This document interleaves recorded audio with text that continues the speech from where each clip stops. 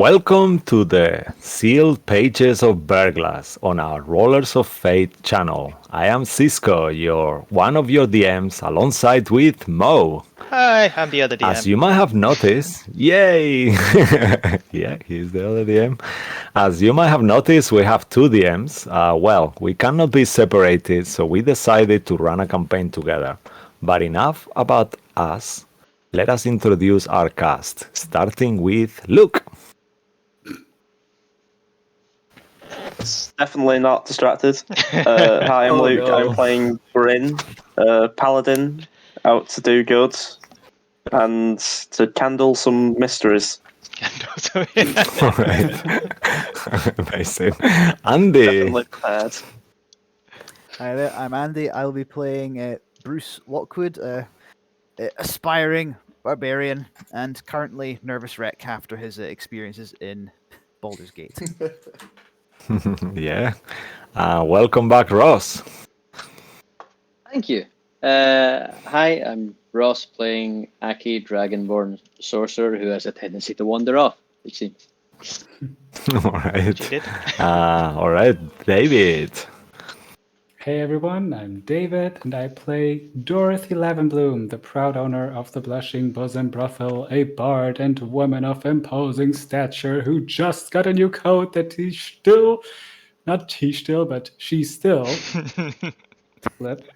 has to fashion to get a better look on it because it still looks hideous. And that's what Oh, no, it's not that bad. Come on. All right, and Mateo.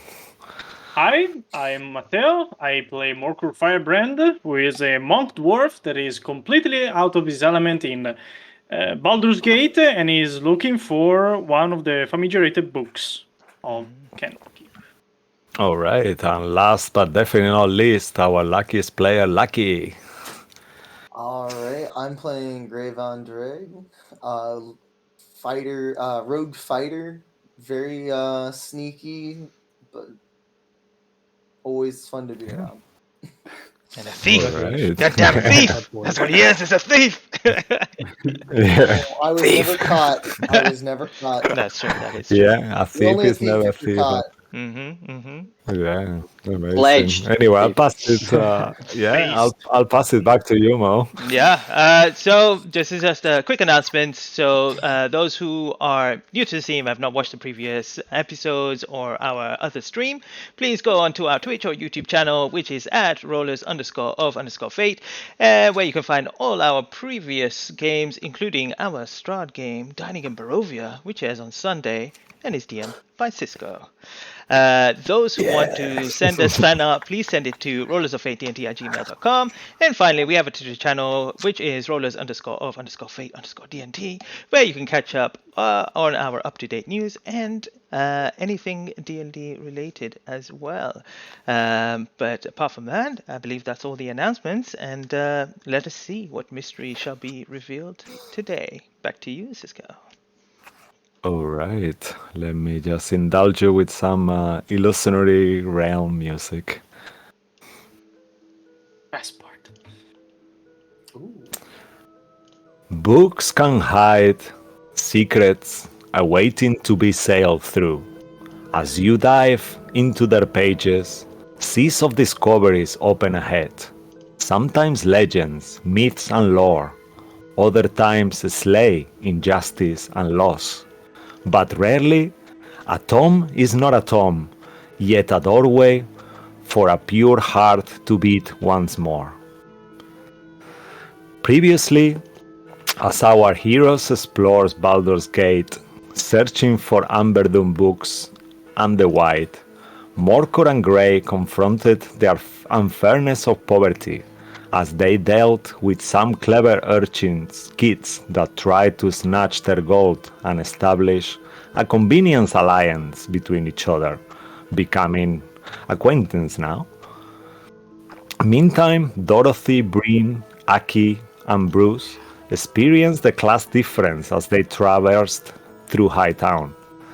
The Candlekeep Seekers and the two newly acquainted allies discovered that they all share one same mission: to find the person responsible for the murderous books. After buying and stealing magical items for Besham at Wizards of the White Tent, the group returned to the bookstall to meet Corvalla, the management, as previously discussed with the assistants Abani and Imbar. She offered a civil conversation in thereabout over a cup of tea. On the way there, Aki returned, lost in thought, under the full moon. And finally, Dorothy performed a magical song that definitely got the interest of the eldest employee that is gaining her admiration. Well, he's gaining his, whatever. You understand. All right.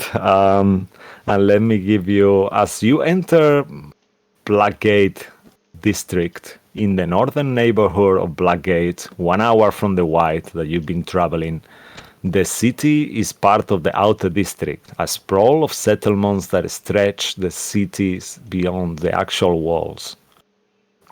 The outer city is home to Baldur's Gate poorer inhabitants, in contrast with the opulence of the upper city.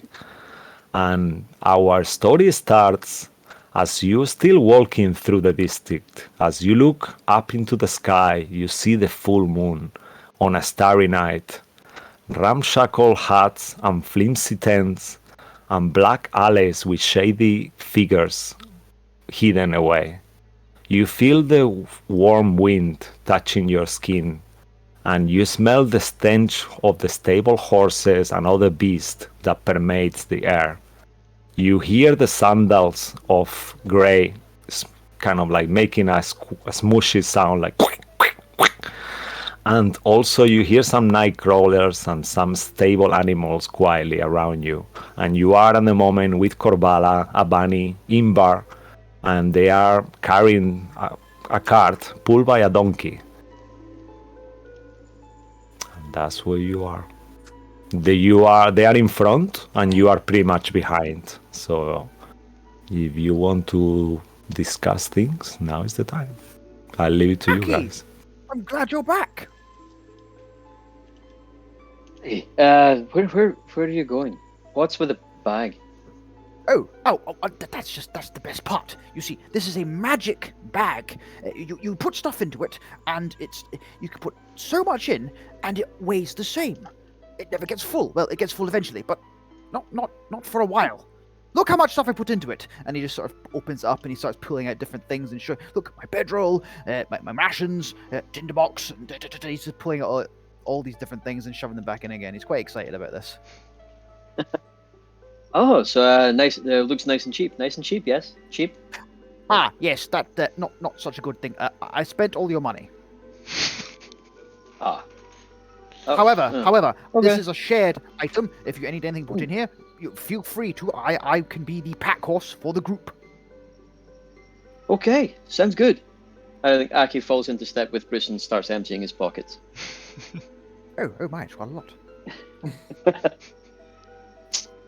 And also, I don't know why I have the change still, but it's heavy. You have it. Oh, a chain. Oh, I see. Very well. How much would that weigh? 10 pounds or so. I only got a couple of links. Sure, I'll put that in. Oh, by the way, you should introduce yourself to our two new companions. And he gestures towards to Stripe as he introduced himself, and Morker.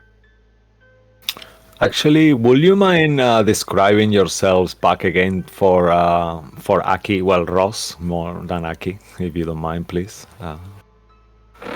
Gray and Morker. Lucky, Yeah. you want to go first? Yeah, sorry. I just had to pull up my notes. Okay, here we go. So Gray is he's a really young looking human. He's rough. He's got long, loose jet black hair that hangs around his face. He's wearing a long black robe, but on the back of the robe you can see the crest of Bahamut. At his side, he's got his whip and his short sword. He's got sort of like a gray tunic underneath the robes, And I got a cut across my nose. I'm not sure if I said that last time. Yeah, there's a cut just going right around here. You're forgetting one really important detail. Oh, I'm also wearing spider walking shoes. I'm wearing some really nice slippers. Yeah, amazing. Yeah, you hear them going like. All right, Mr. Morkor, please. He came prepared. He brought himself. Yeah. Okay, so Morkur obviously is a dwarf. He wears simple robes of white and red. He has a black chain that goes from hip to hip, a metal black chain.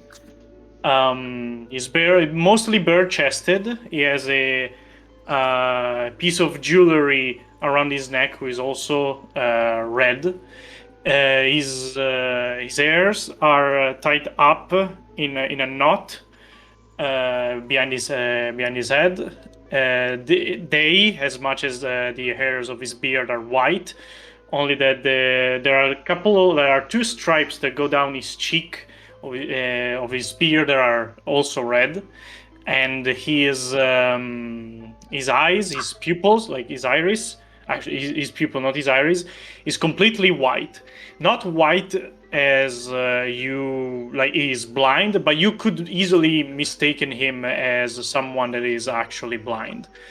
And he also wears at his feet a couple of those wooden sandals, are classics for monks. On his back, he has strapped a simple staff made out of wood. All right, amazing. Sorry, keep going, guys.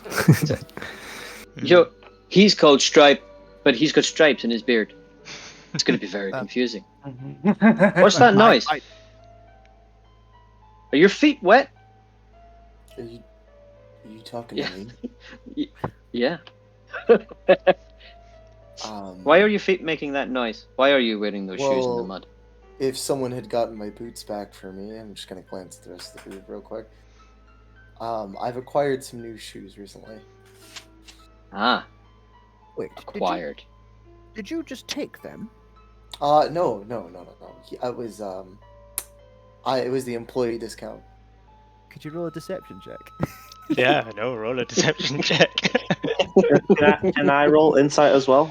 Me too. Yeah, whoever wants to roll that. And then, Yeah, please. I am. I don't need to because I saw him going away with the shoes. Yeah. It was almost a 16. I mean, to be honest, you all saw him actually. You don't need to roll a deception. Whoever was in the shop saw him. He didn't pay for the shoes, you know. Actually, now. Hold on. Natural 20 for Bridget. But Ross Certainly was, knows Aki wasn't there. Mabel's entire family history. It doesn't go All very right, far. so let's. You're not even So- named Stripe. So let's check these rolls. Well, to be honest, with a 6 deception, I think everyone is aware that you are lying, Gray. Let's see it in your face. Right, how could you? You broke the law. That's terrible. Is that gonna be a problem? Well, in any case, it's impressive. That's true. No, it turns out I may have been on the wrong side of the law a few times myself. Never mind. Bruce sort of saw Bruce, let's be honest, none of us have been very subtle so far. Somebody who can get away with things without being spotted might come in useful. We have a tendency to end up with our pictures all over town. Oh, that's true. I haven't seen any yet. Have you? No, I was over only- even the crappy side of town, but I didn't see anything. So I'm you've sure a got half orc and a dragonborn will blend in very well. So you Yeah, gotta I ask- never drag any attention. Sorry. So you No, gotta you ask- go. So you gotta ask. So you gotta ask your question. Now I want to know something. Why is a dragonborn a half orc and what appears to be two humans? Why are you all together? Well, we are Destiny. seekers for Candlekeep. What? Destiny. Bloody hell, It's I the hope de- not. Wasn't it Destiny? It started out with an assault over an arm wrestle, didn't it? Yes. You know what? I get the words mixed up. Yeah, you're right. So Rashika's it for was Candlekeep. an arm I've been wrestling? hit on the head quite a few times since meeting you all. I'm not thinking all that good. And I'm gonna point at the Dragonborn again. Where were you throughout our last journey? What were you even doing? Before you answer that, I had why don't you describe your character now to these two as well? Sure. Aki is a red dragonborn, about maybe about 6'8", maybe, including the horns, but not a little more lithe than you would expect to see. Piercings everywhere. He could conceivably really get them. Lots of metal wrapped around the horns, and the standout part would be the most outrageous, garish purple jacket he could find that's covered in some kind of, not paisley, but something that outlandish as well. You can see he fiddles with it more than he should. He's very proud. He likes the attention as much as he would say that he doesn't. And occasionally, if it blows open a bit, you can see he has tattoos absolutely everywhere. Not good ones. Kind of some of them a little at an angle or a little shaky. He could well have done them himself at one point. But it's pictures of scenes, depictions of things that have happened, not really artwork. I've always wondered if Aki, being a dragonborn, Scales would have to brand himself in order to leave a mark. There are some softer parts, and there are some parts that have obviously not been attempted. Puts You it in a could weird use different perspective. colorings, Obviously, Yeah. he's not gonna use red ink. If I can say. Sorry, Mateo. You go. I wasn't really saying anything. Sorry. Okay, sorry. I thought you were. Actually, but I Yes. have a question for the DM. Mhm. If Morkur looks around, how long have you been walking by now? You have been walking an hour and around 10 minutes, roughly, at this point. Okay. Can I? And if I look around us, can I find any guards? Make a perception check. Okay. While he's doing that, can I? Do I see anything on Aki that looks out of the ordinary? Make a perception check. Was about to be a 19! Damn it! What stands out about Aki? The big red dragonborn. 19. All right. I'm just looking for anything on his person that I might want. You won? On who? Aki? On Aki. I don't know. Aki can tell you Alright. something nice. Go on. Yeah. What's your most prized possession? The thing that looks the most adorned is unfortunately at this point the staff that is largely held together by the coloured ribbons. It's not doing very well. The shiniest things would be all of the piercings he's got in his nose and his horns and his ears. He's got a lot of rings, largely useless and pointless. Some of them he's just picked up along the way. He wouldn't know the true value of anything if he was wearing them. But there's a few things with stones in them that might be real, might not. He wouldn't know. And regarding Morkor's perception check, you don't see. Let's say you are unaware of the presence of guards. I would If imagine. any, you don't see them with your roll. It's also dark. It's nighttime as well. Morker, what are you looking for? Nervous. Nervous. We've been walking for a long time. I don't like this place. We should stay on guard. You hear. While we're also I want her to be cautious. While he- we're walking, Bruce will give Aki some gold because he made a little bit of money back from selling a couple of things he had in between sessions, and he gives it. And Ross, you get 40 gold. Oh, many thanks. Should make up some of the difference. The Oh no, I gave it to you knowing it's probably not coming back. It's okay. one of the bookkeeper that you at the store, the woman, not Corvalla herself, hears you and says, Avani. "Sorry, Avani. Yeah, Avani, not Corvalla. Says to you, we are almost there. Not too long now. Just around this corner." Orkru kind of nods silently and goes back at, like, looking around himself without catching the eye too much. Morka, sir, do you really think that we should be taking a look around? You seem awfully nervous. As you may have got by now, I'm not really familiar with this kind of place, and the night is even worse, apparently. I don't know if you feel yourself comfortable being surrounded by drunkards and smugglers. Well, not terribly, but I'd like to think I'm among friends and acquaintances, which does help my nerves. I can see in the dark rather well. I'll let me just take a look around. I'd like to roll perception as well, please. Okay, yeah, please go ahead. My assistant. Actually, I should have said that it would have been with disadvantage for Morcor, but it's too late now. I Right. can see in the dark. I'm a dwarf. Oh, okay, so then it's fine. Yeah, okay, I thought so. Cool. Sorry. So the same. You are unaware of any guards. You do see kind of shady figures, as I described, on some corners. There is stables with unresting horses, and at some point, all of you hear this howl, like woo, kind of like a wolf, and a few of them join. Okay, that's that dog that I tried to make friends with. I'm gonna just rest my Ironic. hand on my short sword.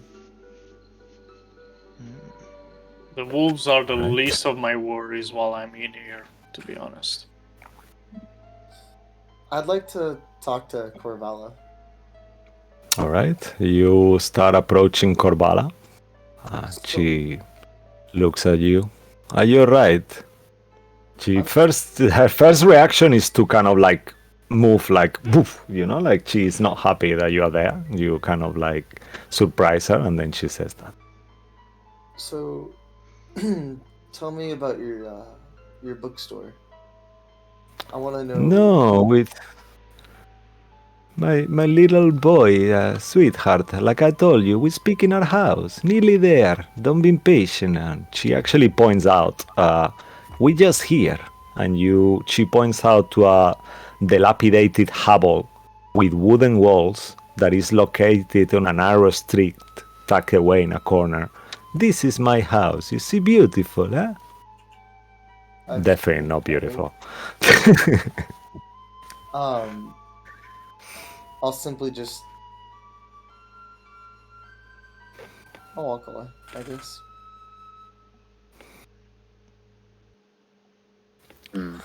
All right. Dorothy, I don't have a good feeling about this. This is starting to feel like a small space again. Oh, don't you worry. We're in good company, aren't we? Look around. It's Yeah. all sort of familiar. I like this city flair, even though it's a little bit more rough around the edges. But nevertheless, no party without a little risk, wouldn't you say? Come on, onwards. And she begins humming again to herself a little bit and making eyes at the old book employee at the male one that she charmed. Imbar kind of looks at you. Oh yeah, it's so impressive. Even we are walking, you still look magnificent. And he kind of smiles all creepily. Oh, I would certainly hope so. The wind blows in my hair ever so gracefully when I walk, especially. It's such a warm night. Huh? The woman, Avani, slaps him back. Behave yourself. Oh, yes, I'm sorry, Avani. Let's go. And she starts this. He starts taking some cases like these crates where they're keeping the books, and they open the. He opens the door and starts entering this house. The door itself is quite easily broken, I will say, quite rusty, made of wood and metal. And they open the door and say, "Oh, welcome to our humble abode," Corvalla says. And they leave the cart and the horse, the donkey outside, and she waits for a second. She helps for a second while they are putting the books. What do you do while they are actually taking the crates with the books inside the house? Can I? No, go ahead. I'm gonna help them carry the books inside. She will tell you, "No, don't worry, it's okay. We don't need your help. We can manage. Thank you, very kind. I'm sorry. I'm letting you know this is my house. You don't need your help." And she will kind of like put the hand like that to you. It's okay. Thank you, very kind. Just gonna go look for drinks in the kitchen. Any alcohol? You don't enter our house until we allow you. Will you please control your flame? He's out of control. He looks towards the rest of you. Fine. And she stops you to getting in. I'm gonna go stand next to Dorothy. Good sir, we should really respect the owners of the house. Do I look like I respect anyone? I'm saying you should. Well, it doesn't look like much of a place.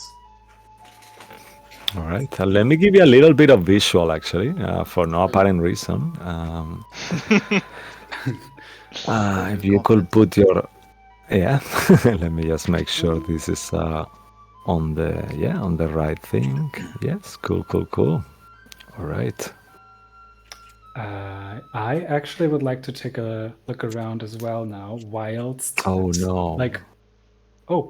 Technical difficulties? What's happening? Yeah, technical difficulties. This is not good. Just 1 second. Damn it. 1 second. We'll be right back with the map because things are not where they are meant to be. Mo, if you could take over for a second, just while I do this, please. God, their mansion looks like Candlekeep. It's glorious. It's so much bigger inside than it seems from the outside. Dorothy, can magic truly do this? I mean, I've heard of things, but I would never have imagined this magic to be so powerful. It's something even I haven't experienced yet. It's like that tale of the story of the wandering doctor. Now, which is that one? Oh, I don't know his name. I think I've heard of that. The Ballad of Doctor Who. Yes, that's it. Yes, yeah. Doctor Who? I've heard a lot of people. Yes, I've heard a lot of people talk about it. It's quite a tale. I must have read it sometime, but it all gets wishy-washy after so many novels and stories and myths, I think that's yours. Anyway, and I turn to Corvalla and the open space and look around while saying, "You do have a quite unique abode here. I will say it's got a certain charm to it. I don't know what I would compare it to. Some remote city that I've maybe once been in on a business journey, perhaps, but I can't recall the name for now. It's still..." Business journey? What the business journey? What business do you do? You never heard? Well, let me tell you. I am a proud co-owner of the Blushing Bosom Brothel, a place of magical performances and lucky nights and stays with a myriad of interesting and wonderful personalities. So you're a prostitute? No, I am a business owner, and my employees are prostitutes. Ah. Classy ones at that. Or you You control should the come prostitute? sometime. It is a How do I business. control them? Well, you're the leader of them, correct? Well, yes, a co-ownership, but I do run things mostly. Then you and I are very similar in that part. I obviously run this place and the books, and you obviously run a brothel. Very true. There's a certain level of responsibility that comes with making such tough decisions and running businesses, isn't there? So I guess you could say there is a kinship among us, even though at first glance we didn't necessarily expect it, although I did see that you are also a woman of strong decision, and I respect that. Indeed, and I also... We women are very more capable than most men as well. We have more finesse than them. But you can't tell them that to their face. I tell them to that in their face all the time. I knew you would. I knew you would. We're almost done here. Give me one moment. Yeah, actually, we are. Yeah, we are done. Sorry for that. If you could, I'll help you to put your tokens on the map. And can I take a look around while I was having that conversation? Yeah. While you put your tokens, if you guys have put 3 of them, I'll describe what you see as you enter. Is the map up for anyone else? I've got a black screen. Yeah. Yeah, it's black, just where your but now token is. Oh, right, okay. yeah, now you'll see your tokens. Oh, amazing! Yeah, they are big. The icons as No well. problem. So as you enter, okay, thank you. As you enter the hideout on the front entrance, once the door is open, you see that Corvalla and the others have left at this point. Only Corvalla is there with you, but the others have gone inside to put boxes in different places. And you see 7 misshaped chairs that are scattered around a homely common room. You see a couple of mugs and plates that sit on a small circular table in the center of the space, and a tattered, faded rug decorates the wooden floor. And that will be the room. I'll put Corvalla inside. I will assume you all... At least Dorothy is right there at the moment. She entered the house. Gray, I imagine you will have entered too, as you were quite eager to. She will say it's okay now. Actually, And you are in that room. I would have liked to take a look around on the outside of the building still before I enter it. I was gonna pass it off while talking about the place to get a read on if there are people just waiting to enter with us. That sort of thing. All right. Sure. So you move a little bit around. Make a perception check. You're a human, I believe. So you will be doing a disadvantage because it's quite dark outside. I would have said I'd have You done the check the same. So corners. can I provide advantage if I would be looking to even it out? I will say because she's got dark vision. I don't know. She doesn't have dark vision. She could help you, or you could both do the checks. Do you know what I mean? Like visually, how could you help her? I would like to I cannot attempt see. to again. Sorry. So what now? All Advantage for Aki maybe because he's got dark vision. We can do it like that.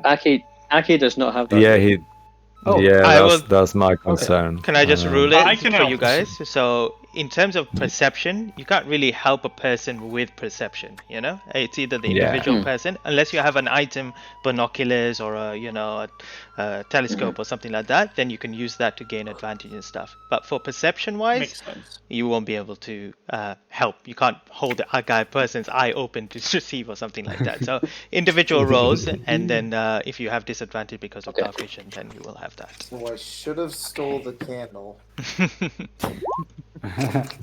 Cisco, can I also try another perception check, maybe? Yeah, of course. Before I Yeah, enter? whenever whoever wants, please go ahead. I'm also still looking for guards, by the way. All right, perfect. Let's start one by one. Oh no! Don't say anything. There's one right next to help you. Hey, what's up? To help anyone, Bruce wouldn't do it on his own, but if someone would ask him, he would have a look around. But he wouldn't do it on his own accord at the minute. All right. Punch myself in the eye. Good I job, rolled a Mark. 19. Aki, and you are. 18. Will you? Oh, perfect.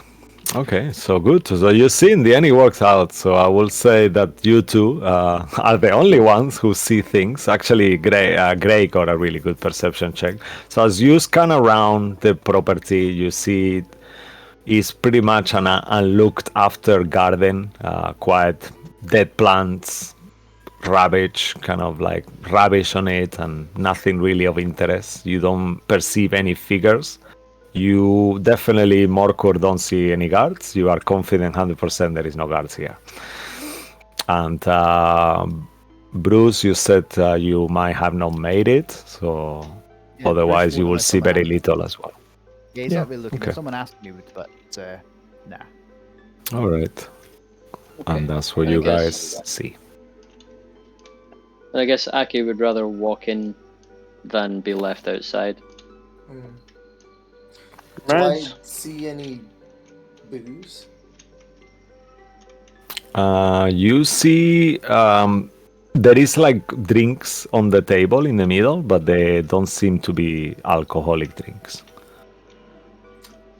Would they be Cor- tea? Corvalla.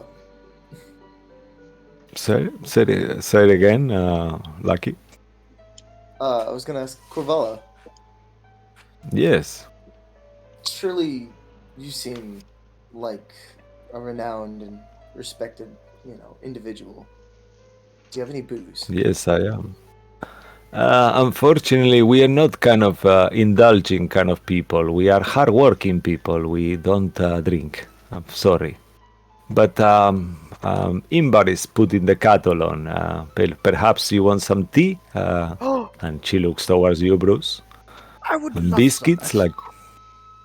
I stare. Alright, I stare like right through Bruce. Like I'm telling you, don't you even dare. I sense a lot of tension on you, my dwarven friend. Are you okay there? You've been acting a bit unusual. I want to make it clear you came in civilized terms, and I see your fist has been clenched all the way, and even now. Can we get to the Why is top, that? please? All right, why I'm don't not you come to here. my office?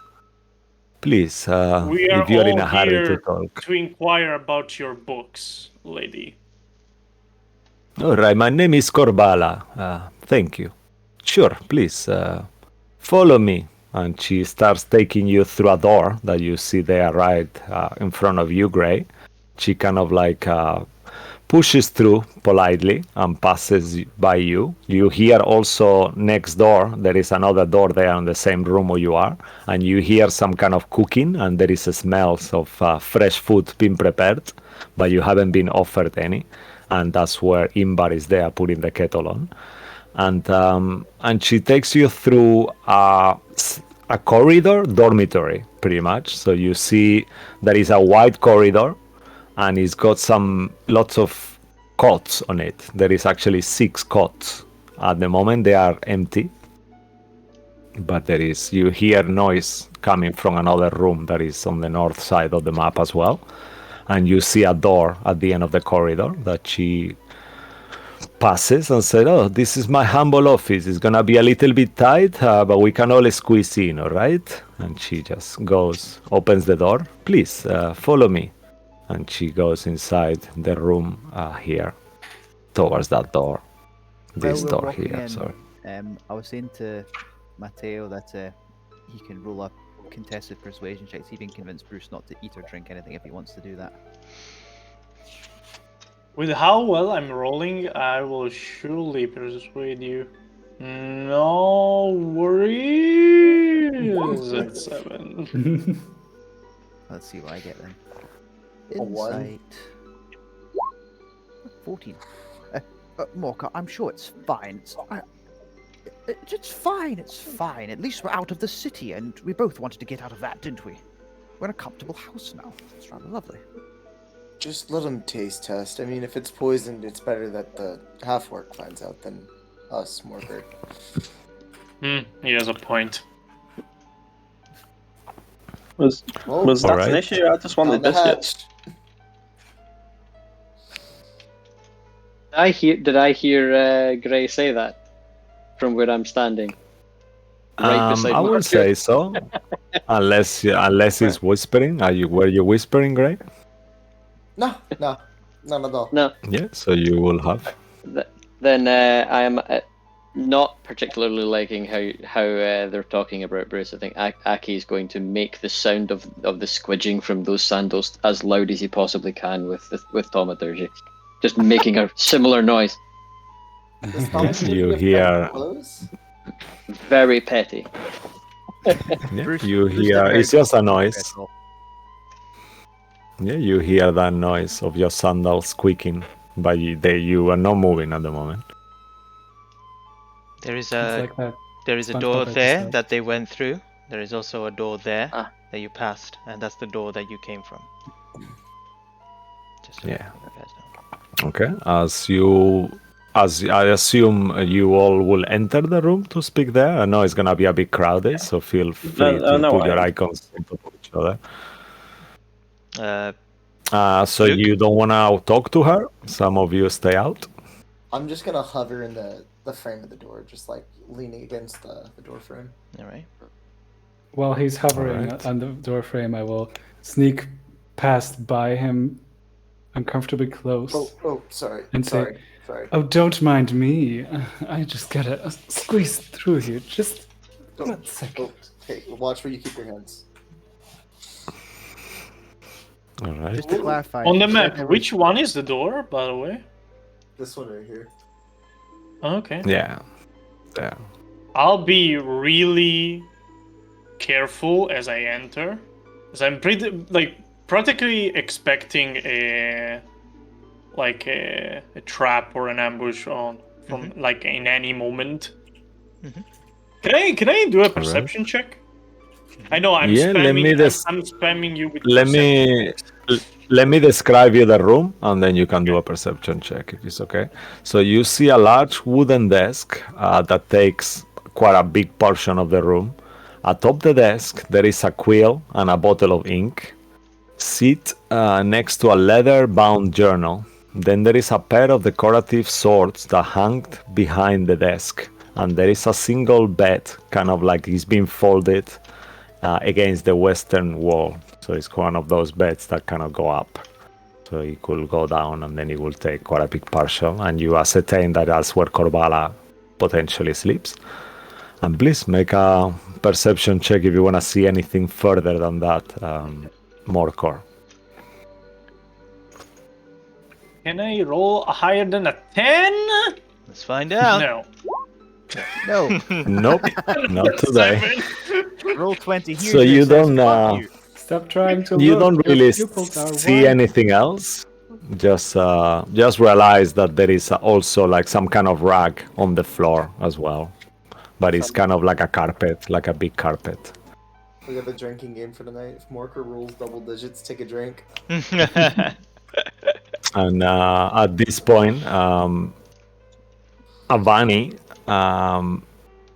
back in the kitchen, Imbar says, okay, just ask them for the tea. I put them on glasses for them. And he starts pouring tea and give you a tray with tea cups made out of like wood, quite rudimentary teacups. And she gives them to you, Imbar. Oh, I haven't had a good cup of tea in nearly a week. Thank you so much. And Bruce takes a little sip. Through his tusks. Yeah, at this point, Imbar just arrives there as well. What does Okay. tea taste like? I mean, Bruce, as you drink the tea, it tastes nice. It's nice, sweet, a little bit sweet. Excellent. Yeah. Very good cup of tea. Thank you very much. I want some too. Okay. He passed your cup.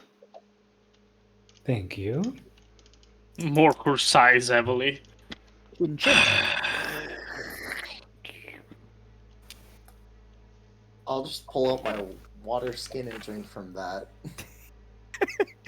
Angry drinking. It's like, I want booze. I don't- Yeah.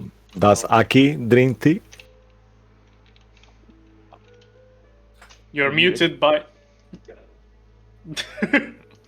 Aki's staring at the chair, wondering what's about to happen. Okay. He's- All right. not very So comfortable in here. Aki, yeah. So Aki doesn't drink tea. Gray doesn't drink tea. What about the rest of you? I think I would. I think I'm just gonna stay put. Yeah, Bruce picks you Morcor? up. Oh, I'm just standing. Do you drink tea? No, absolutely not. Okay. I would like to. Do I notice any smell, or do I look at the tea and see any like substances like floating around in it? Like, does it look like there's like a powder? Make a perception check. Because I'm not a very trusting person. Fair enough. Stripes, sir, would you like some tea? 10. Yeah, it seems all good. I'm just gonna ignore. Oh. Bruce looks down. It's like, oh. All right. pat his Now you I'm just gonna glare at You that notice- Corvalla. notice that Corvalla doesn't drink tea, and as you all drinking the tea, I need the ones who drank the tea to make a Constitution saving throw, please. There it is. Mm. There it is. Prepare to nap. for However, darkness. Morpher, Let's get see. ready for a fight. Oh! Ooh, Oh! No, nice. Oh, the master tea drinker. Nice. don't even worry about it. Jesus. Bruce loves his tea. He's a tea connoisseur. He sure does. All right. So Bruce, Dorothy, and Luke, I believe. Oh, did No, Papa Luke have- didn't drink. No. No, then. Yeah. All right. Perfect. So you all are mesmerized with how beautiful this tea is. It's got like all this jasmine fragrance. It's obviously a flower tea, but it's the most beautiful flower tea you've ever tried.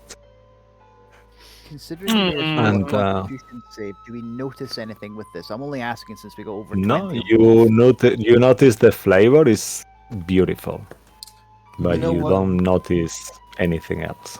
I will take my cup of tea and I'm not gonna drink from it. I'm just gonna pretend to drink. Like Kronk from.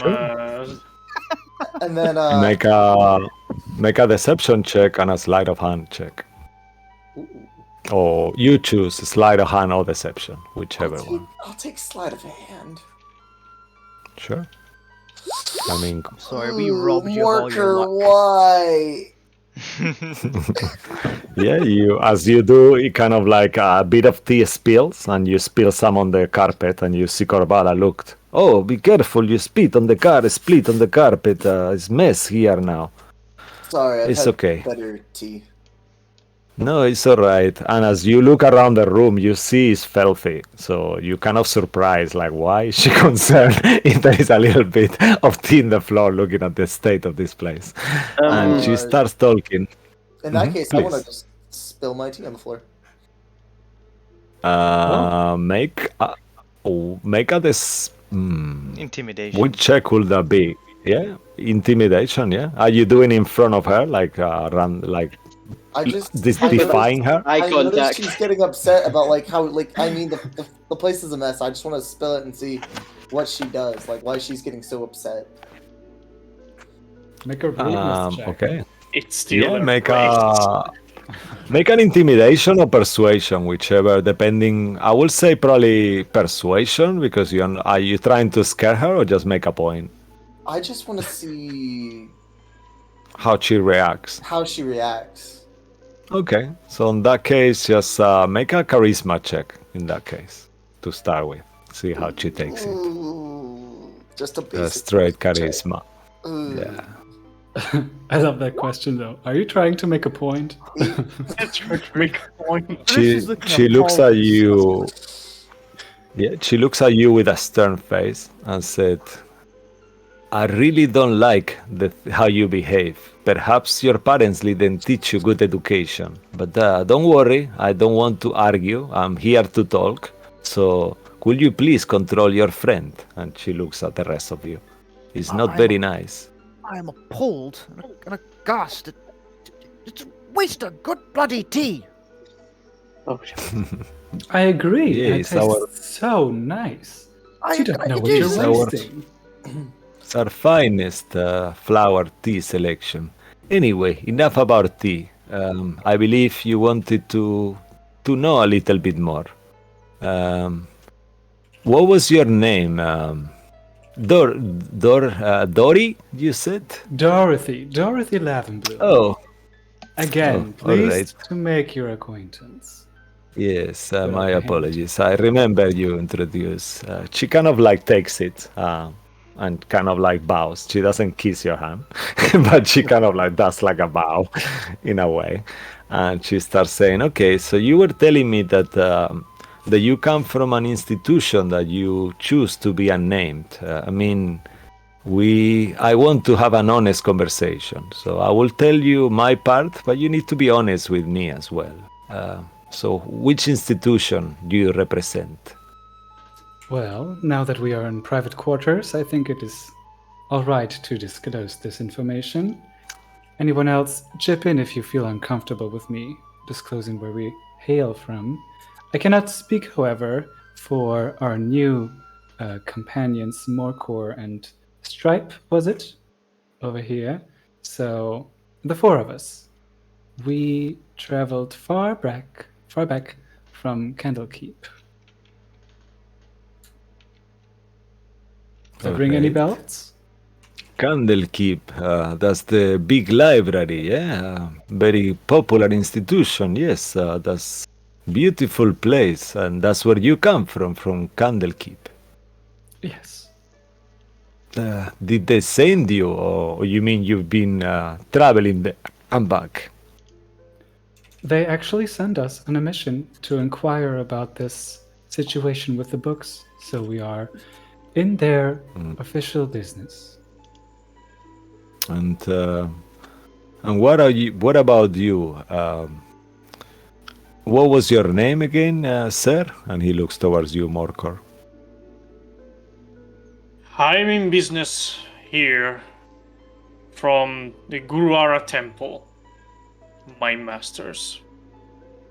One of your books reached us and almost killed one of my brothers. Oh, I'm really sorry to hear that. That was not our intention. Are you here because the same reason? And he looks towards you, Gray, the polite one. You haven't. Why are you with this group, if I may inquire? That's my business. And I'm gonna I put mean, it you are in more- my house. We want to be honest to each other, right? I cannot be honest if you're not honest with me first. That's not how it works. I'm gonna point at Morker. Guess you could say I'm just working for him for right now. He's right. Alright. He's with me. Okay. All right. So what I'm gonna tell you here is something that cannot leave this place. All right. I'm gonna put all my coins available for you, and I don't want you to take advantage of me afterwards, because we are a respectful people, and the reason why things are happening on this wrong way, it was not ever our intention. Let me see where I start. And you see that she's quite nervous as she's gonna start to speak. And she says, before me and my family here, as Amberdunes, we were led by a creature, shall I say, called Nidala. However, Nidala is a creature that people could misunderstand, if you know what I mean. A monstrous creature. She is a Lamia. Make anyone who wants to ascertain what a Lamia is, actually, can make some kind of check. I will say Arcana, please. When we've done that, can you tell us again what the name of this creature is, or send us It's a a message? 57. I can't. Her name is Nidala. There are Midala. I'll other write it on numbers the on this fucking. Not for you. Not for you. Get in your corner. Don't worry, you're I'm- hitting I'm rock having- bottom. I'm having a bad time. I got 15. All right. Let me just write it quickly. It's a spell like that. Okay, no. Nida. Yeah, my apologies. Yeah, that's it. Nidalia. And so let's see your rolls there. So 16, 15. Okay. So any of you who go a 15 or higher will know that a lamia is a kind of monstrosity. They normally are chaotic, evil creatures, and it's got the body of a lion, and where the head of the lion is meant to be, there is the torso of a woman, and it's a woman from then on. So it's a creature that is half woman, half lion. And they are normally quite large in size. And you will know that they are quite rare, and sometimes they are tyrants and even predators, quite dangerous creatures. And she keeps going and says, well, Nidalia was misunderstood. She was a good person. She really looked after all of us. She was a great leader for our pack. And some heroes decided to take violence on her and had her killed for no reason. We tried to defend her and fought with them, but we were unsuccessful, and our leader Nidalia was killed. Since then, without a new leader, I had to take over her mantle, and that's how I became the new leader of the group, our family. And we started to think that perhaps we could use magic to resurrect our leader. But I don't know if any of you are aware of it. It's something that is very expensive. So we went to local temples and inquired, and we are in the process on collecting money for resurrection for her. And we need a powerful spellcaster, so we went to convent, to church, and got a cleric, a friend of hers, will do that, but we still need the money. So when she was alive, she teach me powerful spell to create creatures called Gimdadzi, Wingazin. This creature, I guess that's the creature you fought with. But I order creature not to attack. They were not meant to kill or harm anyone. I specifically order. They always hear and obey orders of Maker. And it was never my intention for anyone to be hurt.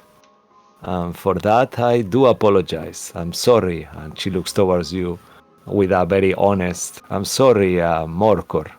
That. Sorry, can I insight check that? Just see if she's not like bull trapping. Sure, whoever wants to, please do an insight check. While he's doing that, I like that to have a question for you, Cisco. It could be you misspoke, but did she say out loud her pack? Me too. Or were you misspeaking? I want to be sure. Yeah, I mean, a pack of people, yeah. You could assume that it's a family. She said our pack at some point by mistake, but yeah, that was me by mistake. I'd like to I'd like to just mention second natural 20 on insight today. Wow, you guys are on the ball. Fucking hell. All of you, let me see, you're missing one. Yeah, all of you see that she's sincere. Actually, Morkor, you're doing a perception. Is the same modifier than insight? Over 7. No, it's okay. The perception check. We'll take the same Quite roll. the character. Where the fuck is it? Nice. Okay. Do you have the same modifier? Oh, it's higher. that It's makes higher. sense. Oh, No, it's no. higher. It's higher, so No, it's 20. higher. Yeah. Yeah, okay, that's fine. Yeah. Okay. Oh no, So let's Mateo's say gonna get let's up take and the leave in a head. second now. No, let's take the first roll. You all are aware that she's not lying, or she's being fully sincere now. And I mean, the Gingwatsis are not particularly bright. They obey the orders of Creator, like I mentioned, and I instructed these creatures to stay in book form. They were not meant to do anything to anyone. And yeah, that's my story.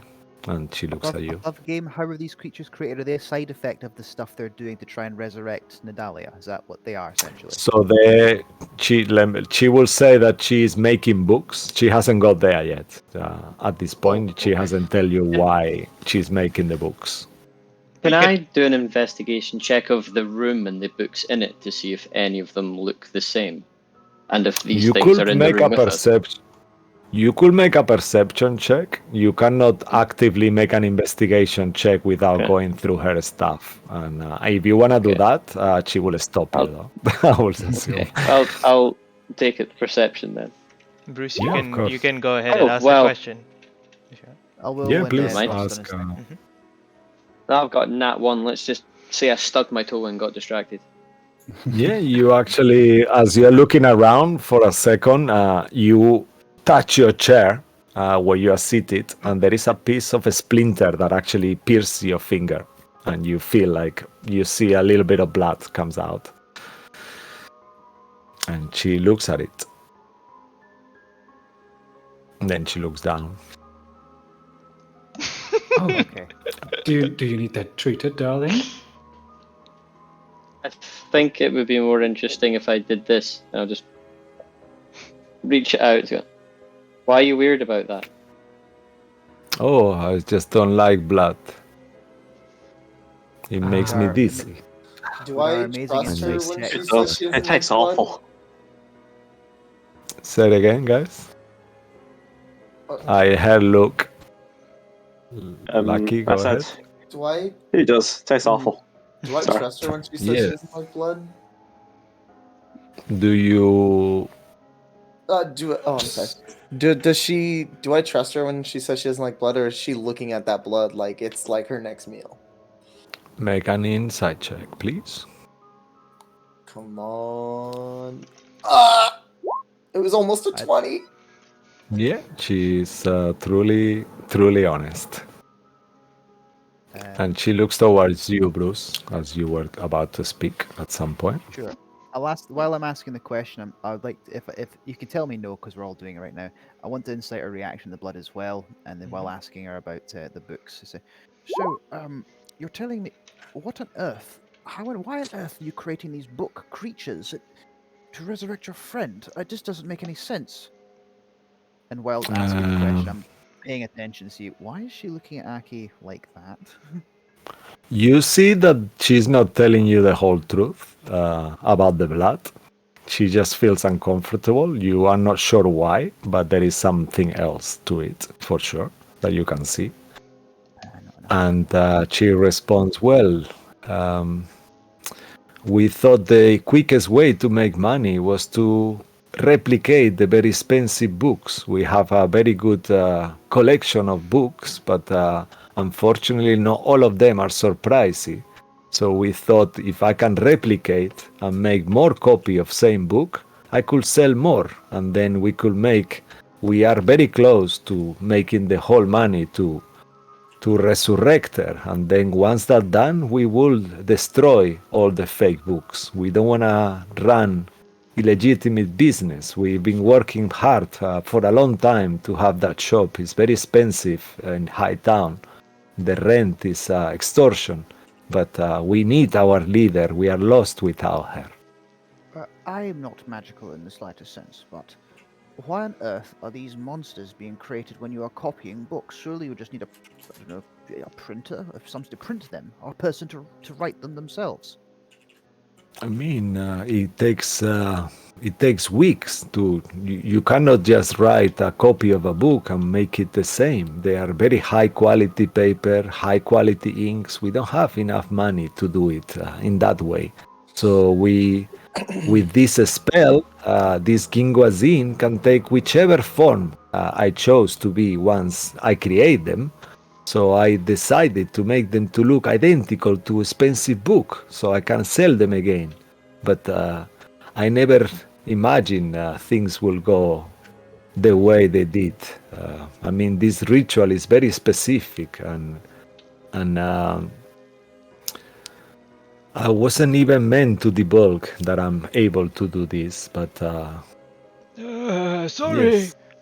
Can I just have the cups back? Thank you. Yes, of course. Oh, Madam, Imbar. madam, Hi. whatever you're doing, you're risking people's lives. This is ridiculous. I know. Yes, I right. ordered them.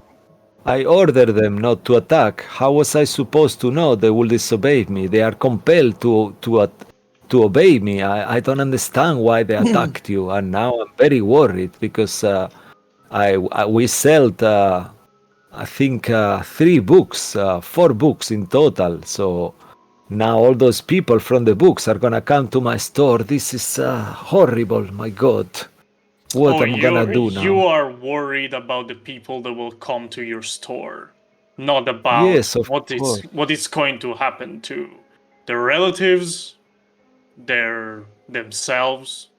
You're just worried about your dealings. Is that right?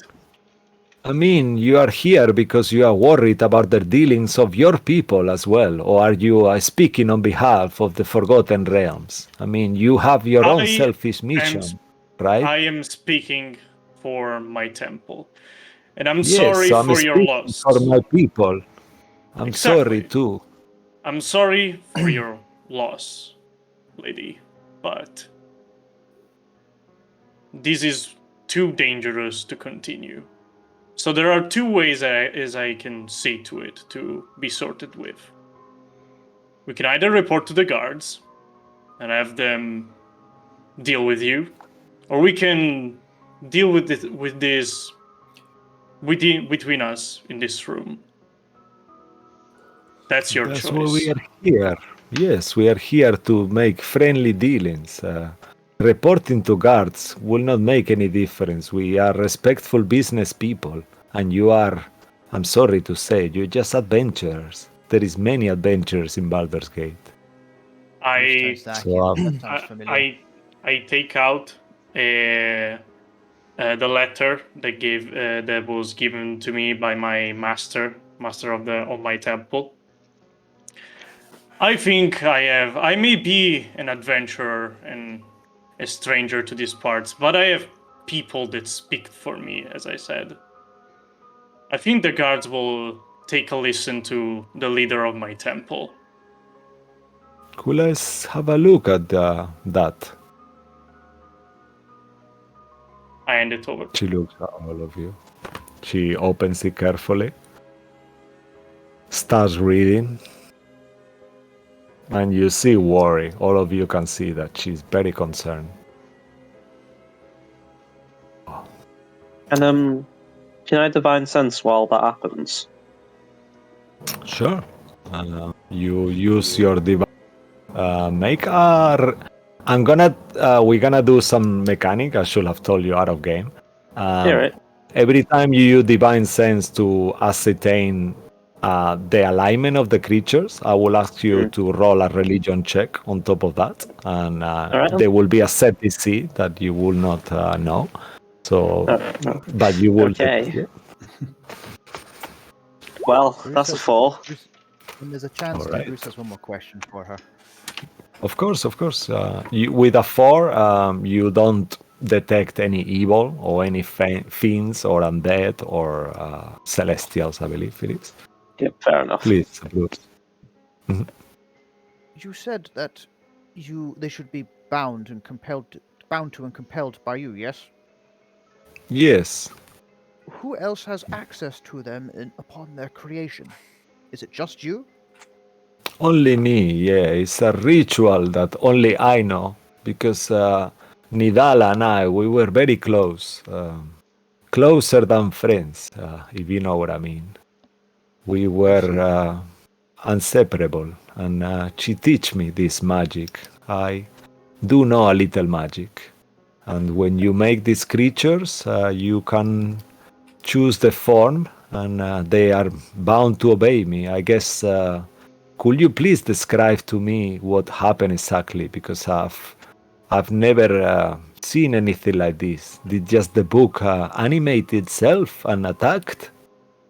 Bruce turns to his companions who are magically inclined. Says, "Well, first of all, I would like if you could show my companions," he gestures to Dorothy, Aki, and even Bryn, "if they could inspect the ritual that you use. And, well, Dorothy, you can explain what happened with the creature. It attacked you first. You were reading the book."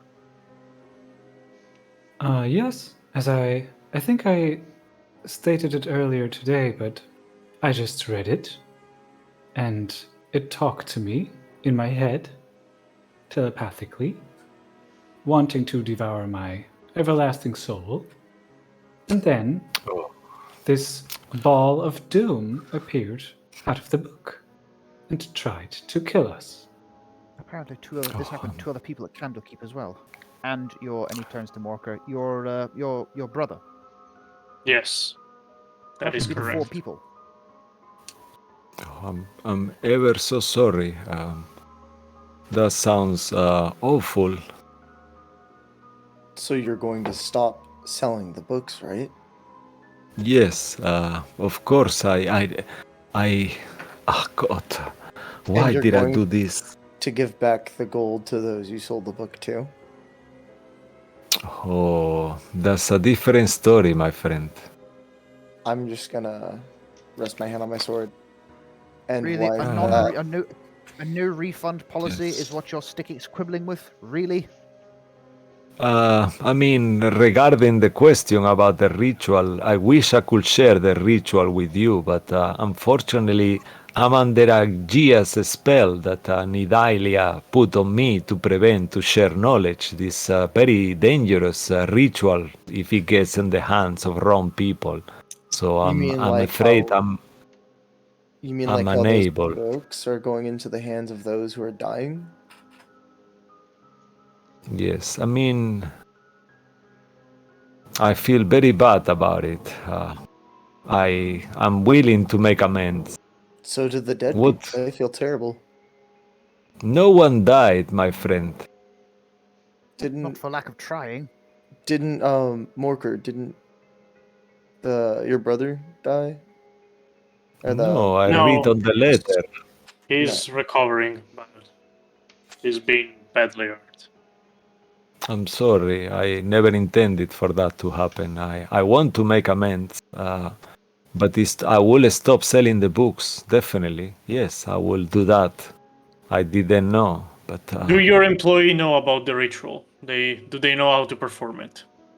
no, it's only me. It's, as I said, it's very dangerous thing. They are not magically inclined like I am. Well, I'm not very magically inclined, but a little. Can I insight check her?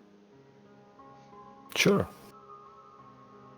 Is it similar to how wizards use like transmutation, or how are you bringing these books?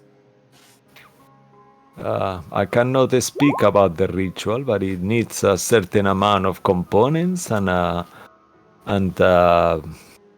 some words, and I'm really and she kind of like acts like something happened to her. I'm sorry, the Gia spell stops me. I cannot talk about this. With your insight, Morkor, where were you inside before? Just before. Trying to understand if she's true about not so much about stopping, like making amends. He doesn't like Morkor doesn't really care about him, like her making amends. He cares about if she actually is going to stop to selling the books. Yeah, you see, as you look into her eyes, you see certain honesty, and you can see that she never expected the books to actually attack people. And you can see that she's a very good businesswoman and a good friend. You know, her whole in a way, she seems broken. As you're speaking to her, she's like completely changed from what she was in the stall to now. She's like a different person. You see, she's shocked.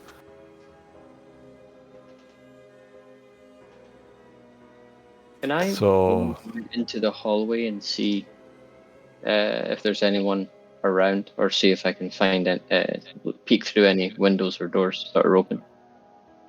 I mean, to do that, you will have to leave the room. What will you say to her? Because imagine, like, I'm in your house, and then you just suddenly leave my house. I will be like, so what will you do? Just tell us what happens. Just say, do you suppose if I go to the kitchen, there's any of that tea left? I mean, this house is not only mine. It's my family lives here. I mean, Imbar! And she shouts, Imbar! Please, could you come over? I'm here. Okay. How can I help? Yes, Corvalla? please, Imbar. Friend here wants a bit more tea. Please, will you accompany him? I don't want him to be wandering around and surprising the family. They might be on their relaxing clothing. We don't want them to be surprised. They might be sleeping. I'm sorry. Is that okay? Yes, of course. Yeah, if you would like, we have plenty of that tea left. Follow me. While they're walking away, can I try to just, back up a little bit into the hallway and just try to sneak off? So you were actually not in the room at this point? Yeah, I'm in 'Cause the you door. wouldn't Like, I have- was in the doorway, and then, I'm just gonna stretch and then pretend to lean on the doorway and then just try to walk away. Yeah, sure. I mean, she is looking at you. Make a stealth check. But you have Imbar there as well, behind you. So Oh, I'm waiting for them to walk away. I'm waiting for okay, Inbar to walk away to go get the tea. Are you coming, sir? all right. Yeah. Why would I come? I don't like There we are. tea. Oh, Oh, him. Sorry. I mean, you can come too if you want. Oh God, no. Okay. Follow me. All right. Make a stealth check. I'll say make Down a here. stealth check at disadvantage because it's such a small room. She's bound to notice, but Please. This I way. want you to do it. God. Maybe if Bruce is standing at the door, he'd be able to cover you, but Just one Okay, moment. that's not please. bad. That's not bad. At disadvantage. Oh, okay. Oh, that's pretty good. Let's do some random roll here. Come on, roll a 3. Okay. She is aware that you are leaving, but she seems to be unreactive, and she says to you guys, that friend of yours is a bit strange, huh? well, we've just met. Yeah, friend is a Okay. strong word at the minute.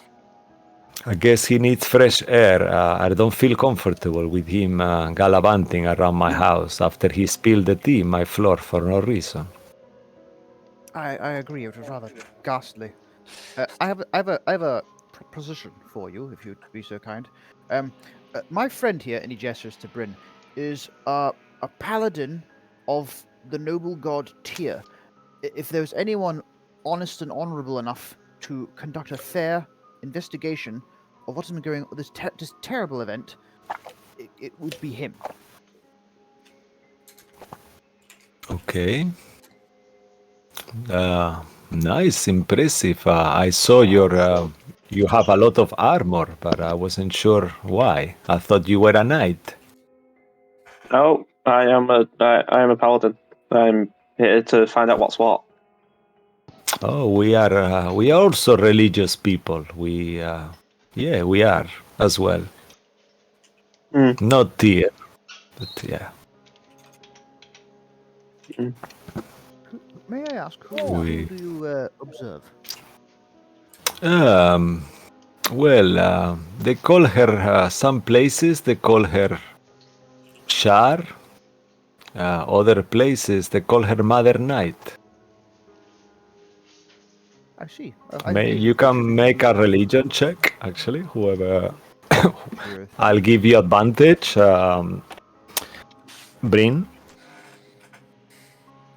Religion. I mean, with how I roll, I'm probably like it's probably the only way I'm going to get a good roll on that. Oh, Thank sorry, God. I gave myself advantage. I apologize. I shouldn't have done that. So I'll 9. Okay, all right. Wasn't paying attention. With okay, what did you get on your roll, Bryn, please? 15. Okay. With a 15, you will know that Shar is also known as the Mistress of the Night. She was the goddess of darkness in Faerun. She's a neutral evil deity, and she's worshipped by different people all around the world, but normally creatures who, for some reason, love the night. Let's put it like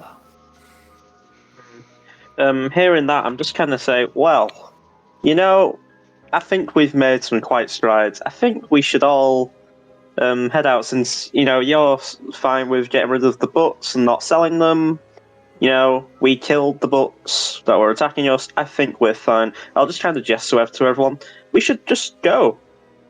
Oh, very well. If you insist, Bryn. Yep, we should go. I mean, there is a little problem because now you know everything. How do I know you're not gonna debulk this information and tell the guards in the moment you leave, like you said? I mean, not that they believe you. I don't really care about that, but how do I know you're not gonna ruin my reputation? Well, you said it yourself. That solved the problem. Right. Perhaps will you be comfortable with signing some kind of agreement of disclosure, perhaps? I'm not going to sign Sorry, I anything. got it. Somewhere in the hallway, we hear. Yeah, she looks towards the hallway. Ah, there you are. I don't think we should be signing anything. I think you should take our word for it. As much as we trust your word, we want you to trust ours, lady.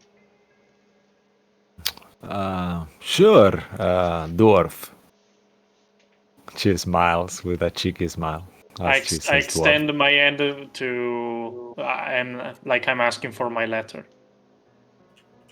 Oh, sorry. Yes, she tries to shake your hand.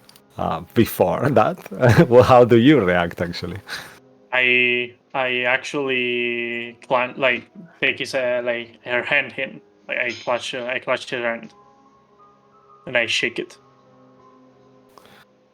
all right. She shakes your head and give you the letter, and she says, "But I mean, I still need money for the ritual. You know, I could do business with you. How is that?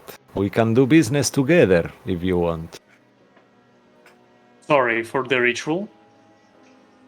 Yes, like I told you, I have to resurrect my friend, our leader, and I need money for ritual. So I thought maybe the best way for you to be certain that I not. I mean, I tell you, I will not make any more books, but I'll be happy to sell you the originals for good value.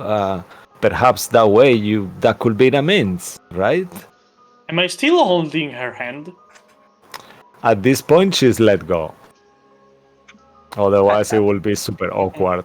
You know, she's like talking holding your hand. We should probably not be because buying.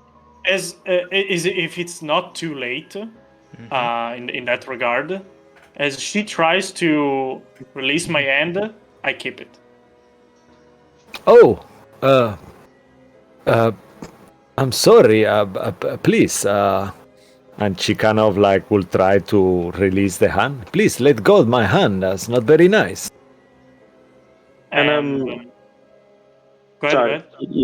I was just saying, can I, like, while that's happening, can I just kind of eye up get Bruce's attention and kind of just look down at his weapon and just say, Okay, Just- we'll just- let Matteo finish his thing, and then Yeah. we'll do a bit. You lost your occasion to work with me the moment you almost killed one of my brothers. And I clench her hand really hard, like I'm trying to break her fingers. Okay. All right. Wait, hold up. As Hold you do that, Hold up, Cisco. let's roll initiative. Yeah, you go. Hold up. While that's happening in the other room, Just in Yeah. here. Okay.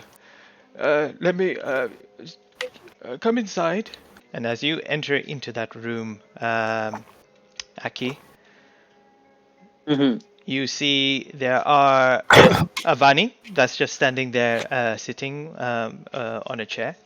There are two other people there. There is a very young, a young little girl who's got wide eyes and long braids, and there is also another man who's currently just sitting on a desk, trying to fix up a books, and they all kind of look at you and He says, "Oh, yeah, I'll just get the tea.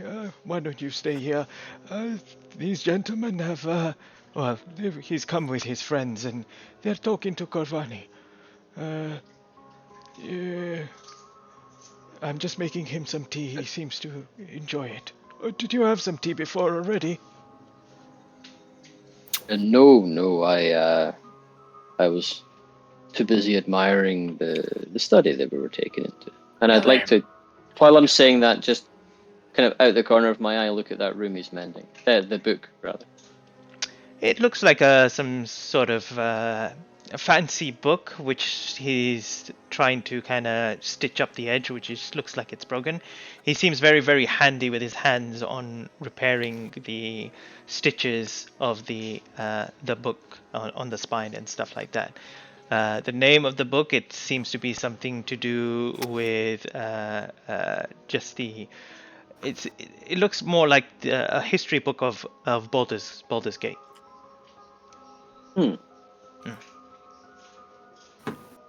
So, how is it relatively light in here? Uh, I can see everything. There is a torch, the candle that's lighting up the room. Mm. No windows in here, unfortunately. No. But the wooden, I can only stuff, there's a little bit of like gaps and cracks where you can see a little bit of the moonlight coming through. Are either of them sitting in the moonlight, or are they being both in the corners, or are they kind of keeping to the shadows here?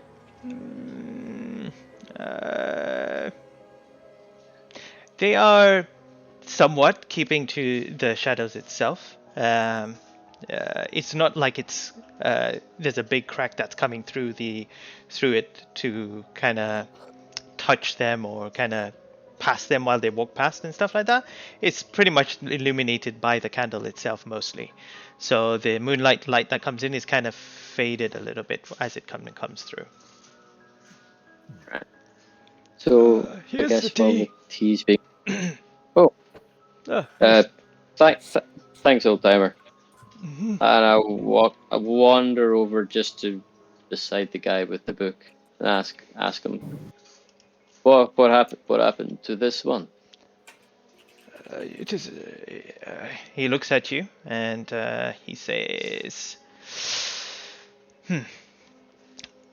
Well, this one is a pretty rare book that we have, but it seems like it needed some sort of repair. We bought it in a stall. It was a bargain. And obviously the people that sold it to us didn't know what it was. And now I'm good repairing it. And once I repair it, I'll sell it in the market. Whatever Corvalla wants. When he's talking to me, can I study his eyes a little bit? Is there anything unusual about them? Make a perception check.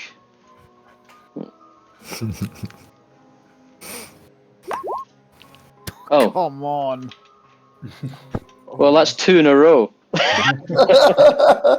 He reaches over and jabs him in the eye. Oh, sorry. As you stare into his eye, he looks back at you, and you're just staring at him, and he's, "Are you okay? Is there something on my face?" Even at a 1, do I see what his eyes look like, or am I just? Is it too dark in here for me? It's, I mean, they just look like normal, mundane human eyes, and he kind of blink, and he's like, "I'm feeling a little uncomfortable now. Can you, you find your tea, please? Irfan, take him back. I've got a job to do." Yes, of course. Come follow me. I'll take you back to your friends. Okay. And as that I'll. happens, Yeah. carry on. Yeah. I was going to say, are there counters in here? Is there are there shelves or anything in that I have to pass to get out the door? No, not necessarily. There's a couple of like shelves that have got bowls and whatnot. There's a small table that the gentleman that's doing with the books he's working on and stuff. But apart from that, a couple of chairs, very very mundane and little. Let me see if there's anything else. In 1 second.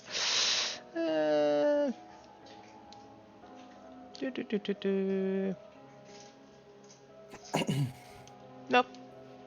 That's it. Okay. Well, not being too sure what the tea is, I will take it with me without drinking it. All right. Assuming that it can only be more useful full than empty. No problem. And as we continue walking there, maybe something to do with Gray. Gray was Cisco. You take over Gray, I guess. All right. What will you? What Gray? What would you like to do? I'm going to jiggle the doorknob I'm at. Okay. Do you wanna check if it's open first? Actually, you know what? I'm gonna put my ear to it and see if I hear anything. Okay. Make a perception check. That's what I like to see. All right. You hear voices. One person inside. He seems to be kind of praying. Is there a keyhole I can look through, or do I have to open the door and crack it open to see? Make a fate roll. Let's see if there is a keyhole or not. Please, not Morker's luck. Hey! 17. Oh no, you didn't choose high or low. Oh no! I wasted a good roll! Welcome to the club! Low. Sorry. All right, perfect. Fuck! No, there is no hole, no keyhole. I'm sorry. I'm going to crack the door open just a little bit, just to look through. All right, you open the door carefully, and you see a man there.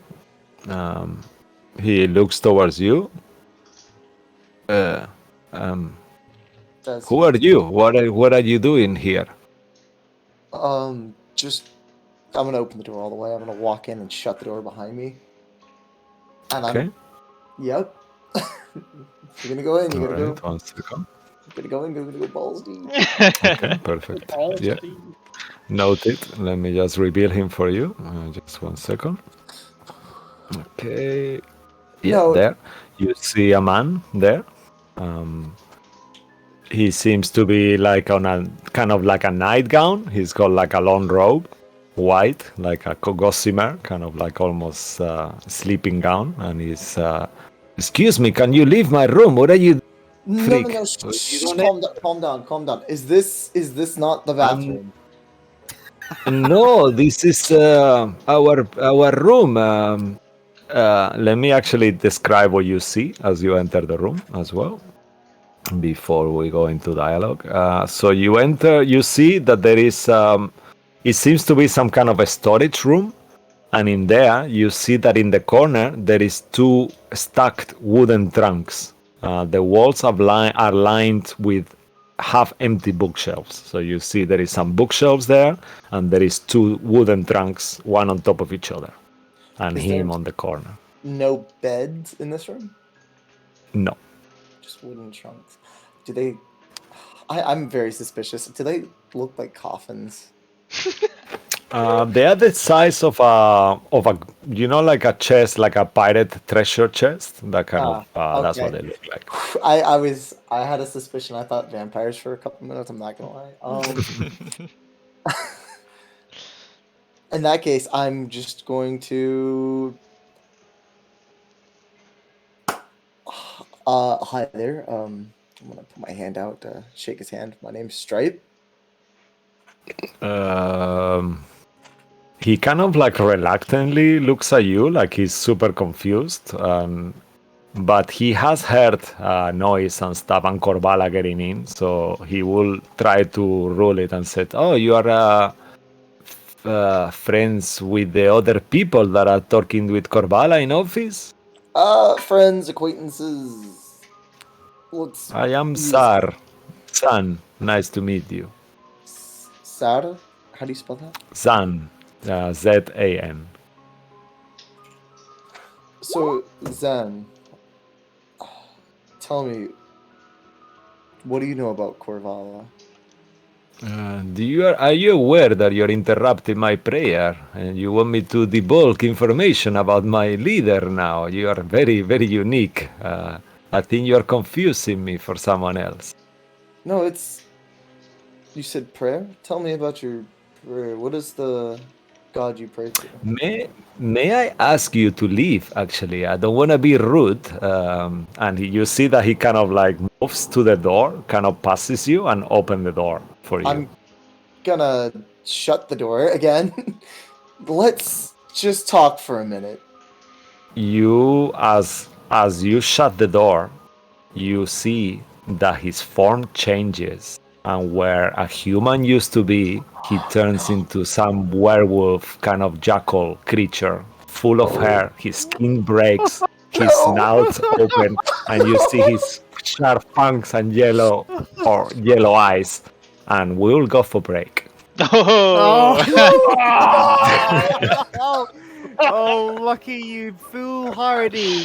I As don't. you, as, I'm trying to play Gray as best as I can. No, and it's he doesn't amazing. trust people. no, you're amazing. So he tries to solve. He wants to solve everything by himself. No, Mateo, that's why did really you not listen amazing. to Let me Paladin? actually find to see if there is a What? photo here. What? of them. What? Andy? I'm saying, Mateo, why did we not listen to the Paladin? Why? Why did we Nah, not he's listen to the standing there going Paladin? like, Walker doesn't give a fuck, to be honest. You know what I He should have will in a done? minute! I should have asked what the He's so prayer was angry. about. He's livid. Like after this fucking bitch like almost murdered one of his brothers. Like, oh, do you have some money for payment? Like, fuck you. You're angry. You're playing a monk. That's my job. Yeah. Meanwhile, me and Aki, Maybe a multi-class barbarian. I don't know. me and Aki are Yeah, about to this get is- screwed up. That's how they look like, Shackleware. actually. Hey, look, Hamish has joined us. Oh, Hey, Hamish. my cat's being an asshole. He's sleeping on the floor. Oh, this is the cat that Bruce befriended at Candlekeep. Oh, that's He cute. stayed at Candlekeep because he's a precious boy and he can't go out into dangerous locations. Yay. All right. So for you guys watching at home, don't go anywhere. See what this is gonna take. I can smell a bloodbath, but yeah, let's see how this goes. See you shortly. Okay. I'm so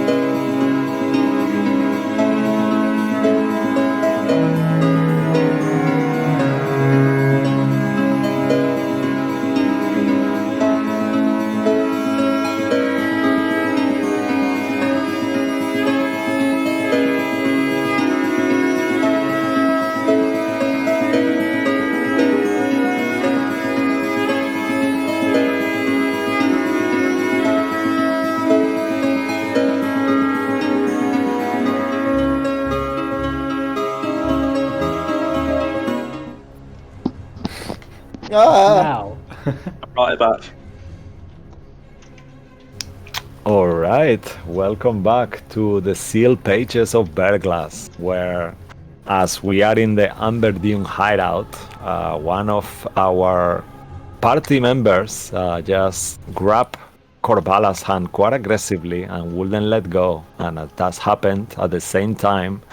Gray just locked the door as this creature turned into a jackalware right in front of him. And Aki is at the moment with the other pack members, just in a different room and aware of everything that is happening. And let's start with the initiative order, actually. So, Dorothy, you are first to act. Dorothy, you see there that Morcor doesn't let go of Corvalla's hand, and Corvalla is becoming very hostile and angered. What will you do? Well, I guess I would still try to diffuse the situation and speak to both of them and say, now, we don't have to let things escalate, do we? I think we sort of made an agreement, and I agree with Bryn's decision that we got what we wanted and we can leave now, so everyone can cool their fingers. Well, my friend, that doesn't agree with my plan. If you want to leave at this point, you will have to purchase the books to help us to bring Naidala back, like I mentioned. Please let go of my hand, he says to you again. Morcor. Do you want to do something on your turn, Dorothy? Yeah. Then I will just disregard what she says and still follow like Bryn's lead, and I want to walk away. I want to walk away. All right. Okay. You proactively try to leave the room. As you try to leave the room, Corvalla will say, no, don't go anywhere. We are still talking. No need to panic. Just relax. It's gonna be okay. Can I try to use my action to disengage and just kind of Sure. sneak around there? Yeah, you disengage and sneak around and leave. Yeah, she cannot stop you. And you leave the room. All right. We're done. So, okay. After that, next on the initiative, unfortunately for you, Gray, we move back to the camera, moves to the other room where you are there with this creature that just turned into a jackalware in front of you, and he says, "What are you doing?" What are you doing? Oh, wait. Hold on a second. Sorry. I could hear myself. What are you doing? Look into my eyes. And he will start looking into your eyes. I need you to make a wisdom saving throw, please. As you see that his eyes start rotating in an unusual way, almost like one of those carnival shows. And as this happens, you fall unconscious on the floor. Drop. Sleep. You are asleep. Right out the gate. Yep. And that will be Sun's turn. You will feel that Sun touches you while you are sleeping. But that will be the end of his turn. Back in the living area, Aki, you are there. What do you do? Come on, old timer. We're not going back to see everyone. Yes, of course. Just this way. You know the way. Go ahead. I'll follow through. Oh, age before beauty. All right. He's gonna do that on his turn. Yes. Yeah. Okay. Or do you anything else? Yeah. Well, I don't know what the problem is, I guess. So I'll just try and use my movement to go 1, 2, 3, and through the door. Mhm. And at 20 feet, I see Dorothy Mhm. as I'm through. What's going on? What you? We're leaving. Everybody We're done. leaving? Yes. Oh, sounds good. I just put the tea down in the corner on the other side of the door. I didn't want it anyway.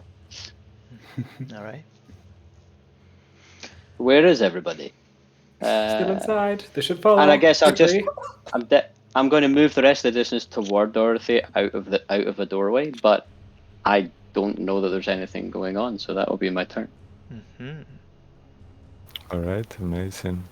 After you, we'll go back. The camera moves back to Corvalla's office, where she's there with Morkor grabbing his hand. At this point, Morkor has stated that he will let go of her hand, like you said.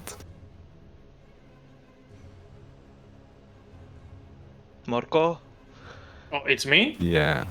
Yeah, no, I'm just asking you if you let go of the hand, because it's her turn. Absolutely not. So- Oh, you're not? Okay, so Okay. then, as you are holding her hand, she will shout out very loudly, No.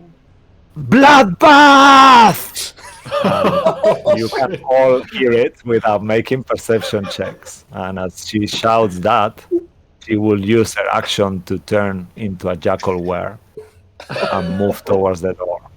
Oh, I swear I'm not trying to kill all of us. Straight up. Just Oh, straight are up. you though? Yeah. Are you? So you see her please let me wake that up. she just goes like this and turns into this creature. So for you, all of you who are there looking at her, see once more her snout, her mouth elongates, her snout, her skin starts breaking, all these fur starts coming out, ears and a tail, and she turns into this monstrous were creature and roars. That will be her turn. Okay. After that, we'll be back in the room. Nothing happens, and then it's you, Bryn. Right. Well, I think there's only one thing to do. Seeing this, I think instinctually, as I was kind of eyeing up Bruce to grab his axe, I was doing the same, and I just go in for a full swing, just kind of quickly and instinctually. I think I'm gonna do. No, I'll do a one-handed swing for this. Right. Okay. Ooh, that is a 26. All right. Which weapon are you using? The battle axe. That one is the silver weapon, right? Yes, silvered and All magical. right. Okay. As you hit Corvalla with this weapon, you see she screams and a wound opens her flesh. Roll damage. I'll Yes. deduct Oh. the HP from all the enemies. So Yeah, are you okay to do that? yeah, that's Thank fine. you. Yeah. Okay. Gonna do that, and do we go all out? People, do we go all out? All right then. I'm getting a nod from Andy. I will also smite. Okay. Wow. Nice. It makes sense. You know what? They know what the god they worship is. Yeah. So So yeah, I mean yeah. So that was 11 points of damage plus whatever smite I get. Oh, wow, nice. 8.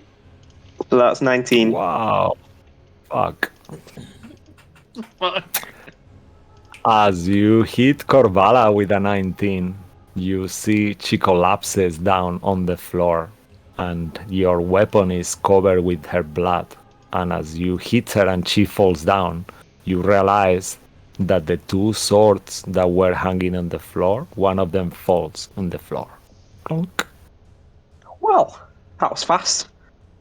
fatality. Nice. I- Anything else from you, Bryn? I hope mine goes that fast. Oh god, I don't think I can do anything else. I mean, I'm just gonna say we should run, and yeah, I think I'll run out. Yeah. Okay. As, I'll as run out. you leave the room. Okay.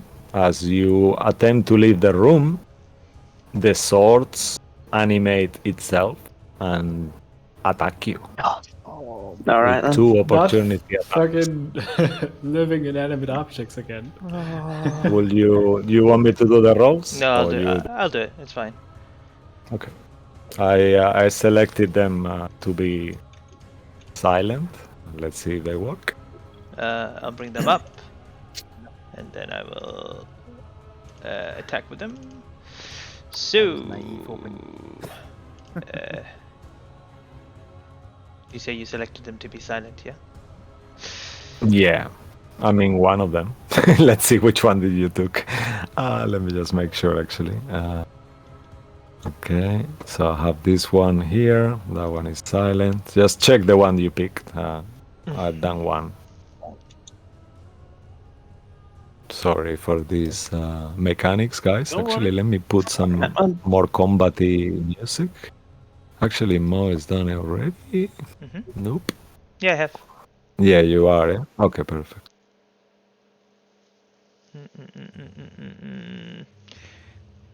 If they transformed already, yeah, Cisco?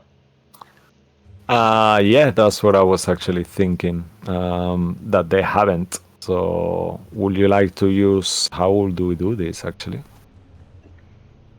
they still take opportunity attack, though. So let's use the stats of a sword for damage. Let's do it like that. Okay. If that's cool. Yeah, I think Short sword that's cool. or long sword, whatever. All right, so here comes 2 attacks. Obviously, won't tell you. Okay. Does a It's a plus. Does a Plus 4. 16 hit? Nice. 18, baby. All right. Nice. As these 2 animated swords try to slice at you, they both kind of cling against your armor as you manage to escape and avoid them. But now you see them kind of floating around. Right. Oh, I don't think I can do any more, so. All right.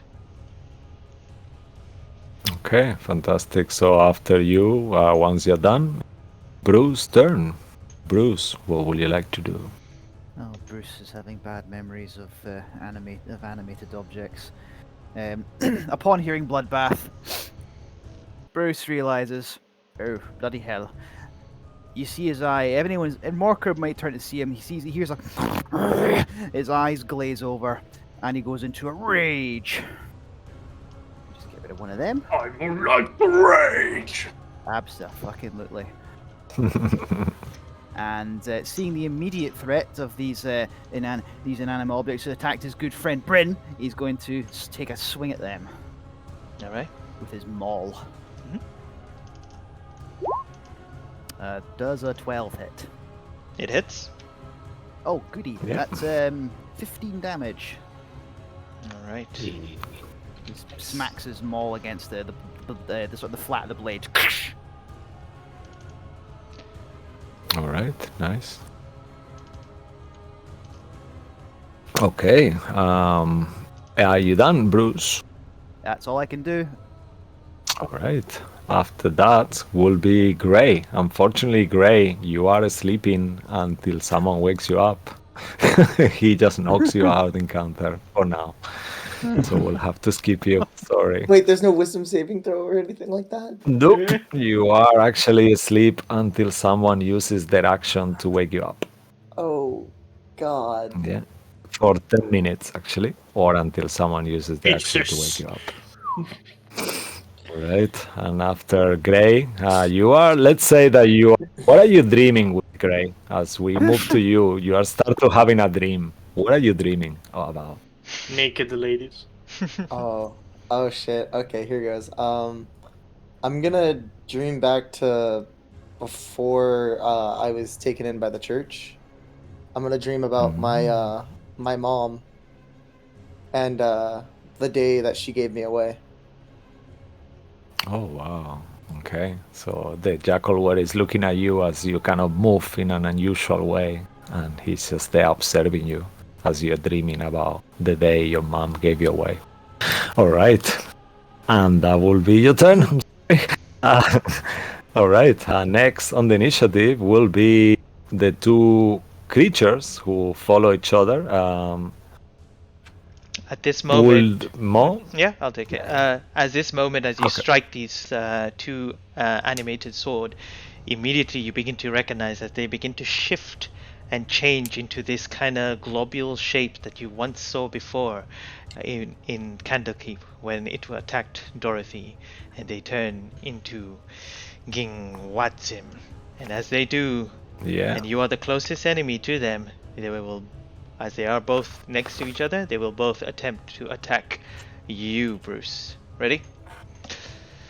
First attack. I was born ready. It's not. All right. Oh, Does wow. a 21 hit? I don't see the roll, but yes, it does. Oh yeah, you did. So yeah, a 21 will indeed hit me. All right. You will take 16 points of necrotic damage. Actually, Oh, am I within 5 feet of this? not next to the attacker or the Um, ally. It says when a creature you can see hits a target other than you within 5 feet of you with an attack, you can use a reaction. Say that again. So if you did it, that you can see that attacks a target. So if you see a creature attacking another target, Yeah. that is 5 feet away from you, you can use Yeah, your reaction. I Okay. think Well, so. the first one you can't see, so that one goes Right. through anyway. So that's Right. Okay. That's 16 points of necrotic damage. So mark that Oh, down, dear. and I need you to make a That. Constitution saving throw. Let me do sums first. Oh Jesus, that's fucked me up. Con saving throw. Here's where I roll a natural one. No, 15. Okay. As you see this ball begin to kind of, you feel the energy. Your skin begins to darken, and you feel like it's making you weaker. But the rage within you still keeps you going, and you maintain your strength. Yeah. Did not resist that one. Get off. As the other one begins looming towards you, it will make another attack. Oh, this could be it. Yeah. Might be it for me. Oh, wow. What? No. That's Nah. it's And if... 16 hit points. Oh shit. Yep. Yeah. Oh yeah, we're level That- 2. That Fuck. that rocked me. What you can do with your reaction, Bryn, again? Intercept. Now you can... Yes. Okay, intercept. If it hits, I can reduce damage. okay. It does hit. I will say, because you meant to intercept, right? Yeah. Is that what it says? Because you have a wall in between, though. So I think on this case, maybe... I thought they were like kind of in front of me. Like, I thought they were in front of the doorway, sort of thing. Like as I tried to get out. Hold Neither up. of them moved to the door. Repeat the rules again. Oh, right. Repeat the rule. One sec. Actually, I think I can just get it displayed, can't I? Because If that'll Yeah, help. please. Yeah, please. when a Does creature that work? you can see hits a target other than you within 5 feet of you with an attack, you can use your reaction to reduce the damage the target takes. No, that's allowed. The target is 5 feet away from you. Okay. Yeah, Perfect. it makes sense. Alright, Okay. so let's do it. Yeah. Yeah, it's 1d10 plus my proficiency bonus. Oh, wow, nice. So- So go ahead. That's 4. That's 6 points of damage. So 6 points of Reduced, damage. Yeah, oh, nice. Yeah. Less, yeah? 6 less. So Bruce, you take Mm. 10 points of damage. Is that with the reduced Mhm. damage? hmm Bruise goes down. It just crashes to the ground. Or does out. he? What? Well, now that you say that, the second he hits the deck, he just rises like Lazarus, spits out some blood, and goes, "Not yet." Ah! Half-orc heritage. Make a Constitution saving throw. Holy nice. shit. As well, yeah. Motherfucker, I'm done. I'm dead. No. Yep. The blood Gets that right back up. you with the orcish blood that runs through your vein, you manage to resist falling unconscious, but the amount of necrotic damage and the suction of what you feel like your soul being devoured by these things, you feel tired and you suffer 1 point of exhaustion. Oh, That's a lot better than I was expecting. Okay. Oh, everyone you just like, yeah, it's really raggedy, sort of snarling and. I will mark your exhaustion with a yellow 1. Sure thing. Alright. Alright. Maybe I will. Shall I operate some of the werewolves? Maybe I'll do Zerin. You do Marlisa if you want. Sounds Just to keep it dynamic.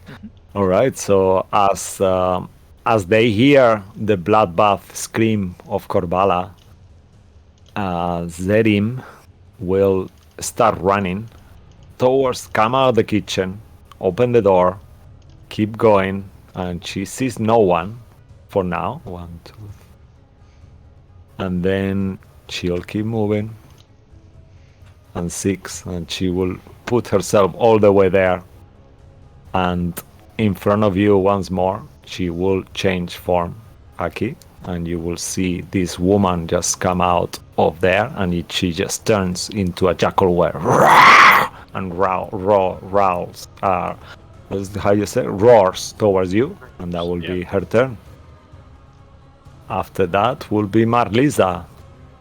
You begin. Shall I do her too? I'll do it. No, you That's do fine. is we said. You begin Yeah, please. Dorothy, you begin to hear from the other side of this wooden scratching noises as Marlisa. You see glimpses of something growing bigger through the gaps in the wood behind you, Dorothy, and then you hear the door slam open. Let me just mark 5, 10, 15, 20, 25, 30.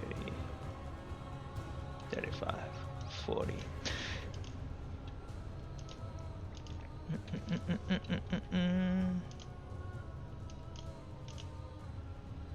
Oh wow, I'm sorry, I'm so stupid. Yeah, they have 40 feet speed, so I'll just say that she goes right in your face, Aki. Sorry. Move her one more square. Great. You see another one coming through the door. It skids and slams against the other wall before coming directly in front of you as well, Aki, and just snarls and sees what's the other in front of you as well. But that will be their turn. Oh, is she on jackal? Is she on jackal form? Actually. I think so. Oh, nice. Yeah, she is like in. They have 3 forms, so human, dog, and. There it is. Yeah. Okay. Oh. No, guys, I'm starting to think that howling we heard in the cart. Pretty sure that's what this was. Actually, I'll just turn it into the other one. I don't know. Give it a little bit of a. All right, that's her turn. Okay, fantastic.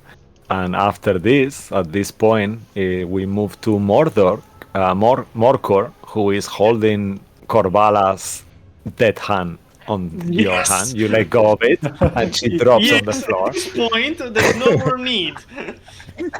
And then you see these 2 ectoplasmic masses kind of shining 3 feet wide on the air. Which question? Okay, so that's what brought down Bruce, correct? Yeah. And then there are also the 2 swords. No, that's what the swords. Those were the swords. Yeah, the swords turn into this. Yeah. Okay. The sorry, same creature I missed from that, the book. that step. Okay, Morkur is not he's impressed by the reactivity of Bryn, but without losing too much time, he takes out his staff. He points it in the ground, and he uses it like a lever to jump.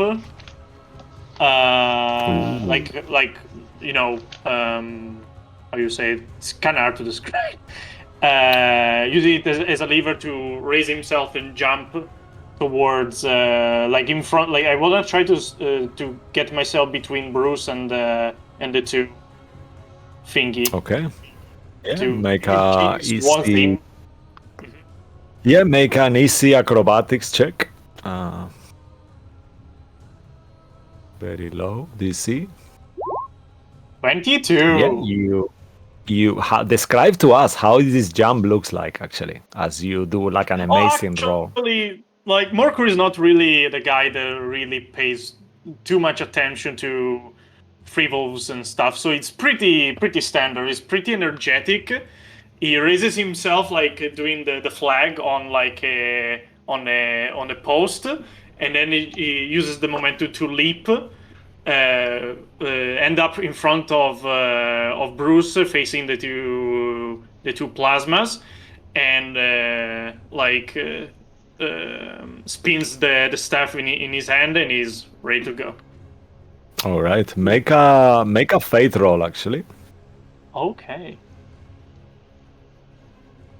Remember me how to do a fate roll? Yeah, just choose high or low, and then Okay. roll a d20.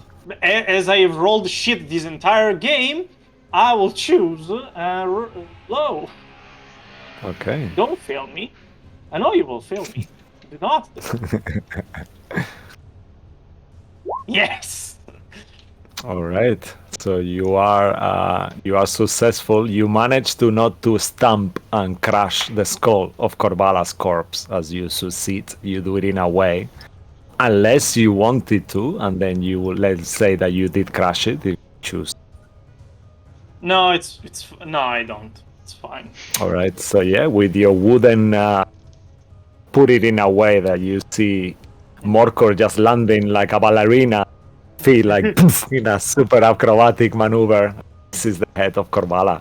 Go ahead. I'll move you. It's okay. Try And you are right and there. attack the Jinwazim, if I pronounce it correctly, but I will probably butcher it.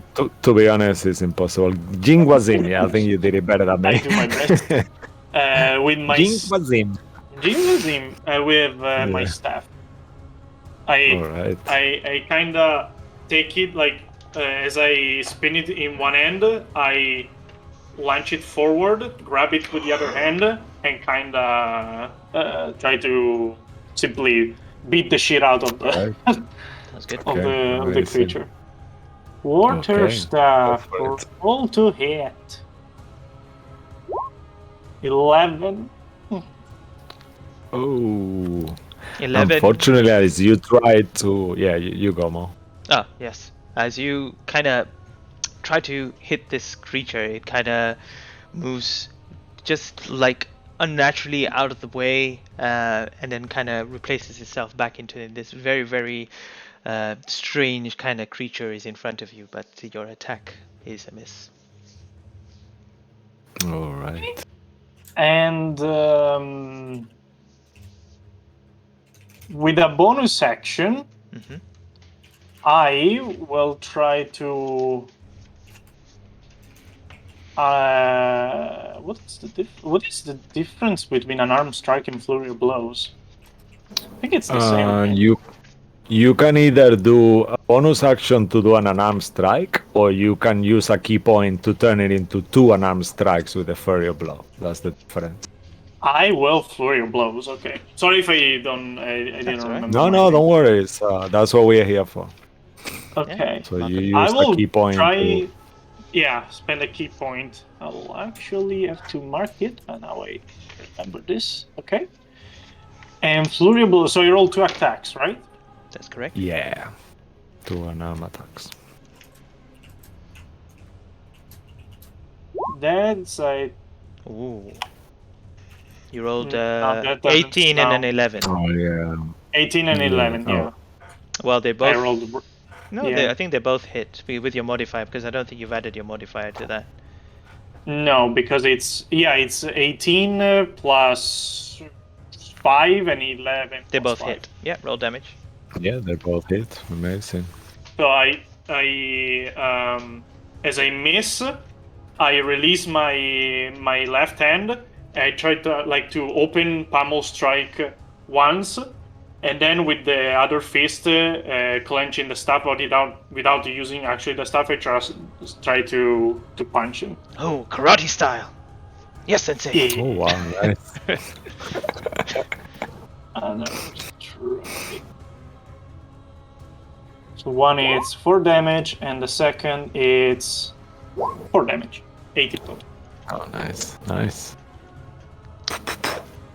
You punch the creature twice, super fast, like. Does he add his anything else? modifier to it? Can I like Hold turn up. around and shout, "Come on, big guy!" If he. Yeah, it's already doing it. I don't think it is. Is it? Can- Oh, it can I is. react- It can I says react- 1d4 plus 3. Ah, yeah. Oh, yeah. Can I react to Morker shouting? Mhm. Yeah, of course. The big guy just goes, "You could have hit the injured one," and he points to one right in front of him, and that's him. That's him done. Oh, I've hit the one right in front of you. That's what the one I wanted to attack. This one? Okay. Yeah, Okay. yeah, that problem. one. All right. Sorry if I wasn't clear enough. I No, thought no, I it's killed cool. It's the cool. one. That can be. Yeah, that's good. I retract that. Now you have a. Sorry, Now you have. I just Is retrieved that and really retract. good idea? I don't know. Now you have the one with the your door. If that's better. No, my intention was to get myself between Bruce and the Gene was in to try and protect him, so I tried to attack the Yeah, one in okay. front. Yeah, that's amazing. Alrighty, This- you this done criticizing you, now? Bruce just goes, "Rah!" He does that instead. Perfect. Alright, amazing. Next in the room, I'll take this one more. If Mhm. okay with you. No problem. You will not hear it or see it, but then out of the sudden, you will hear some kind of rumbling coming from the room, Aki. And towards you, walking in two legs, you see this huge rag that starts to animate and follows you and Oh tries my to god. He's throws fucking itself on top of you, pretty Oh my much. So let me just, out. It's fucking let me out, just- man. yeah, give me Oh, one we quick should have second. just left. The Oh fuck? no, I will have to work better, maybe. Why Why is did we this not ignore the working? Damn it. Why did we Oh, I ignore the know why, paladin? okay. Yeah, now. Okay, I need you to... Oh no, okay. He will try to hit towards you as he jumps everyone and stays. Can he do that actually? 1 second, let me just see if he can occupy different spaces or not. Oh no, okay, I just missed something. Okay, so the rack will move itself there and then squeeze past you and just stand there in your space, and that will be its action. That will be done. It will not do anything else, but it will be there right in top of you, and that will be its turn. It dashed. After the rag will be a bunny. Avani. Again, Dorothy, you hear this door slam open as you feel like there's something happening in this other room that is behind you. Let me just...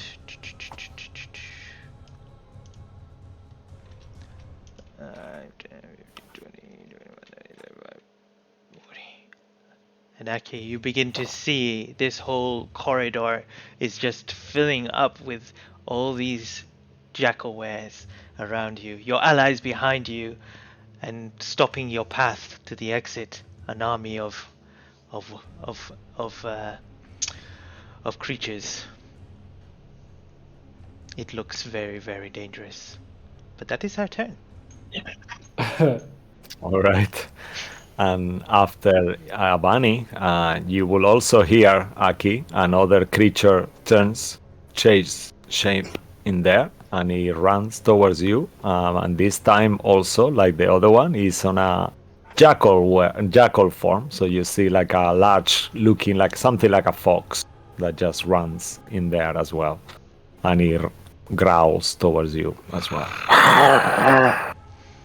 And that will be its turn as well. Okay, and that will be Imbar. After that, back on top of the initiative is you, Dorothy. As you left, now you are surrounded everywhere. What do you do? Do I still see Aki, or is the giant carpet in front of him? The giant carpet is kind of like on 2 feet kind of like in front of him. You see the corner of his face, but half of his face is almost covered by this huge carpet, rug, whatever. Do I see this jackalware? This right in front of Aki? Yeah. If you see, you will see kind of like the face of it. Okay. A snout. Well, in that case, I'll do two things. First, I'll point at that jackalware and say, even though I'm not too sure if I'm too confident about that, but still, you go away and leave us, you vermin, and cast Vicious Mockery. All right, what's the save? Nice. To this one, yeah? This one, yeah. DC 13 Okay. Wisdom save.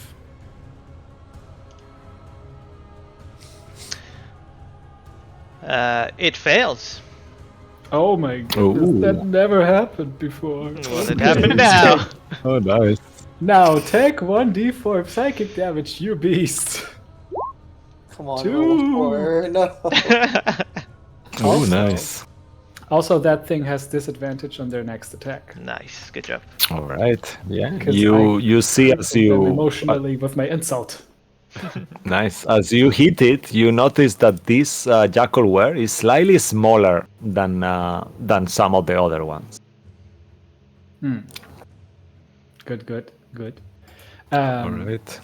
And with my bonus action, I'll wink over at Luke. Nope. Who's Luke? Where's Luke? Is that a new character? Wink over, yeah, wink over at Bryn and say, "You know how to do it. Just go handle him, will ya?" Bing, and cast Bardic Inspiration. 1d6 for you, my buddy. I will put it to good use. And that's all I will do. I'm not gonna move. Unless there's like a secret trap door behind me that I can go through, but I don't think. Oh there is. no. Oh no. So All right. Unfortunately, there isn't. You try to push, hoping for something, but the wall doesn't march in.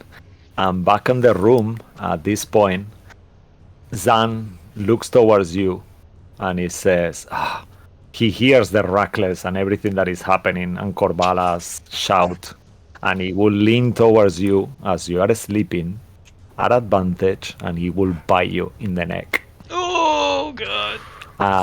No. At advantage. Okay, let's do this 1 second. So I'll just roll. Yeah, it's rolled twice Oh wow. because you are prompt. Oh wow. Wow, you are so fucking lucky. All right, and he will actually wake you from the bite, but he will not surpass your armor class. And you actually wake up with this werewolf or jackalware biting your neck, right?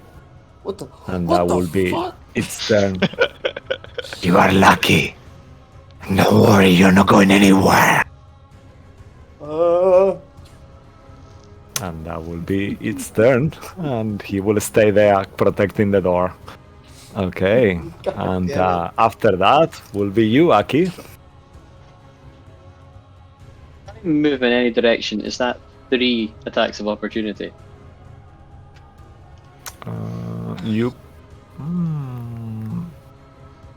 You don't need to move out of the ranges. You could move without provoking any, but there's only one space where you could move without provoking any. That will be up here. But Or if you do, it will be 2 for now. yeah, because you will not be leaving the space of the rug yet. So it depends. Oh god, that is all right. Well, in a world of bad choices, You want to talk about bad choices? Yeah. yeah, because I'm going to attack the rug, because I absolutely cannot get stuffed in a rug. So Aki casts what he calls Whisper Ball, because he talks to it when he does it. And so that's at first level. So Please say. public roll for Whisper Ball.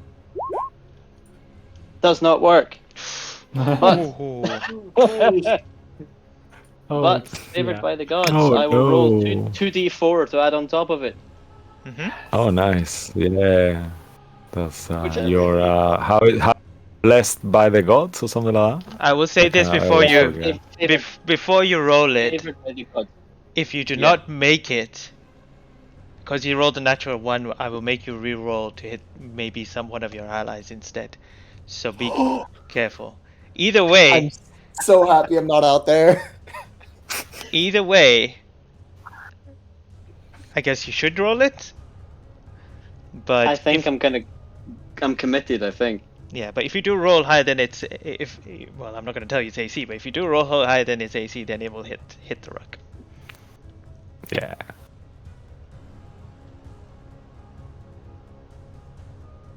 Oh, I rolled 3, A 3? Woo!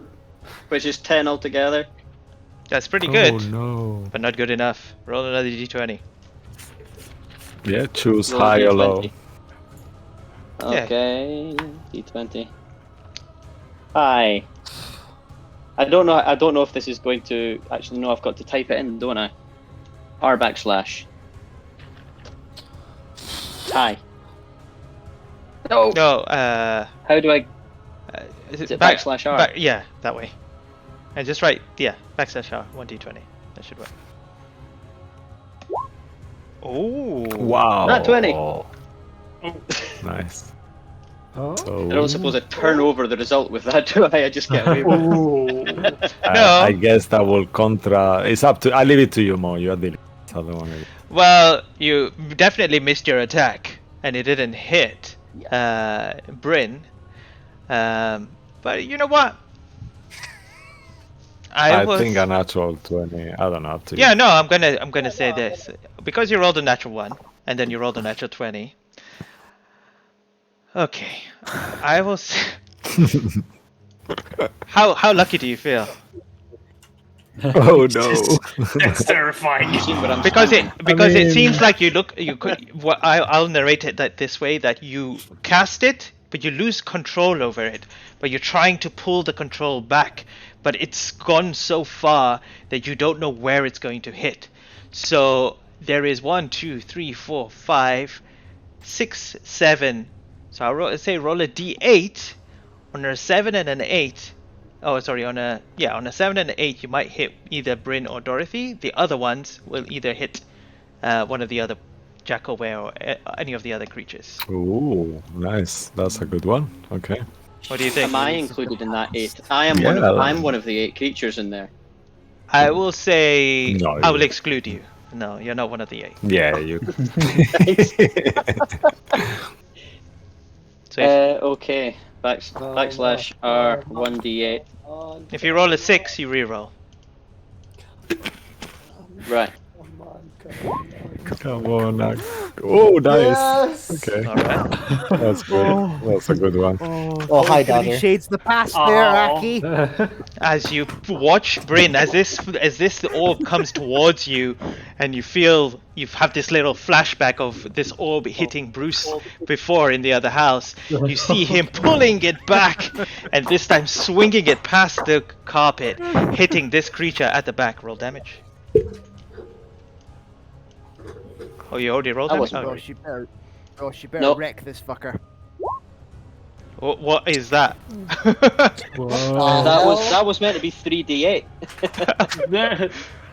Wow, you It's a rolled it's 3 rolled everything ones. at- No. It's a Yeah, rolled if everything you at rolled 3 disadvantage. ones. What level? I can't even know what he's No. casted it. I've got no idea what that's supposed to be. I think that's the types of damage. I think it's rolled Yeah. depending which damage you wanna choose. I don't know why. 3 ones on a 3d8? Oh. But you did get 3 ones, yeah. Unfortunately. Wow. Oh my No. god! No, that must be. Yeah, because it's separate rolls for different damage. So Wait, yeah, it's but rolling, wait, no, it's rolling depending. no. He needs to, what was he rolling though? What damage type was he rolling? Was it fire? You said? 3d8, and it should have been. It's always fire that Aki throws. Okay, But so, I don't have the ability to pick that on this. so it would be 21 fire. Which one is the fire? Yeah, 21 is the fire. Yeah, so yeah. that will be Okay. 21 fire. All right. Given how that could have gone, I will take that all day. Yeah, that was pretty amazing. Sheesh. All right. And as If this, you had as, rolled that and that had hit me, my god. wow. That is Yeah, my I don't hit- think you'd. that's I don't my think you'd have been HP, getting yeah. up. No, Yeah, that is my HP. 21. this is all you, yeah. I'm not giving you any DM mercy here. It was all Yeah. roll of the dice. But anyway, as you do hit So this I've- creature, how does your orb impact this creature as it flies across the room and you see it stop moving? So describe your Well, kill. Normally this would come down his arm as kind of a ray of heat, and he holds out a hand, and he says what it would be. But it's kind of, I guess it's kind of, he's freaking out a little bit by the carpet, and it's starting to wobble. And it gets away from it a little bit. It just kind of, it's kind of like when people like a last minute basketball throw before they go out of bounds, and just fling Oh wow. it at. Really lucky hits that guy back there, and I guess the force of that sends him backwards into the wall as it explodes across him. But it's Wow, amazing. always fire. I will say, just to kind of make it a little bit more favorable, make a luck check one more time. Oh no. So many checks. Okay, is that a D20 again? Yeah, and call it.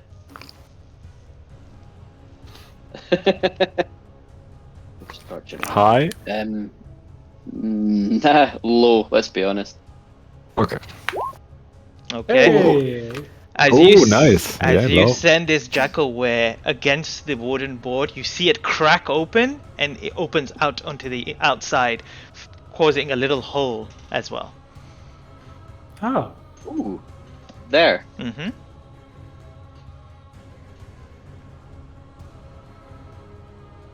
I thought you I was said you're worried, I not gonna wasn't give them the mercy. I'm joking. I'm just putting a little flair on the I'm on the joking. attack. I'm joking. I'll mark it. I'll mark the hole in a second. But yeah, that's carry on. Is there anything else you want to do? Nice. And with that, I would like to.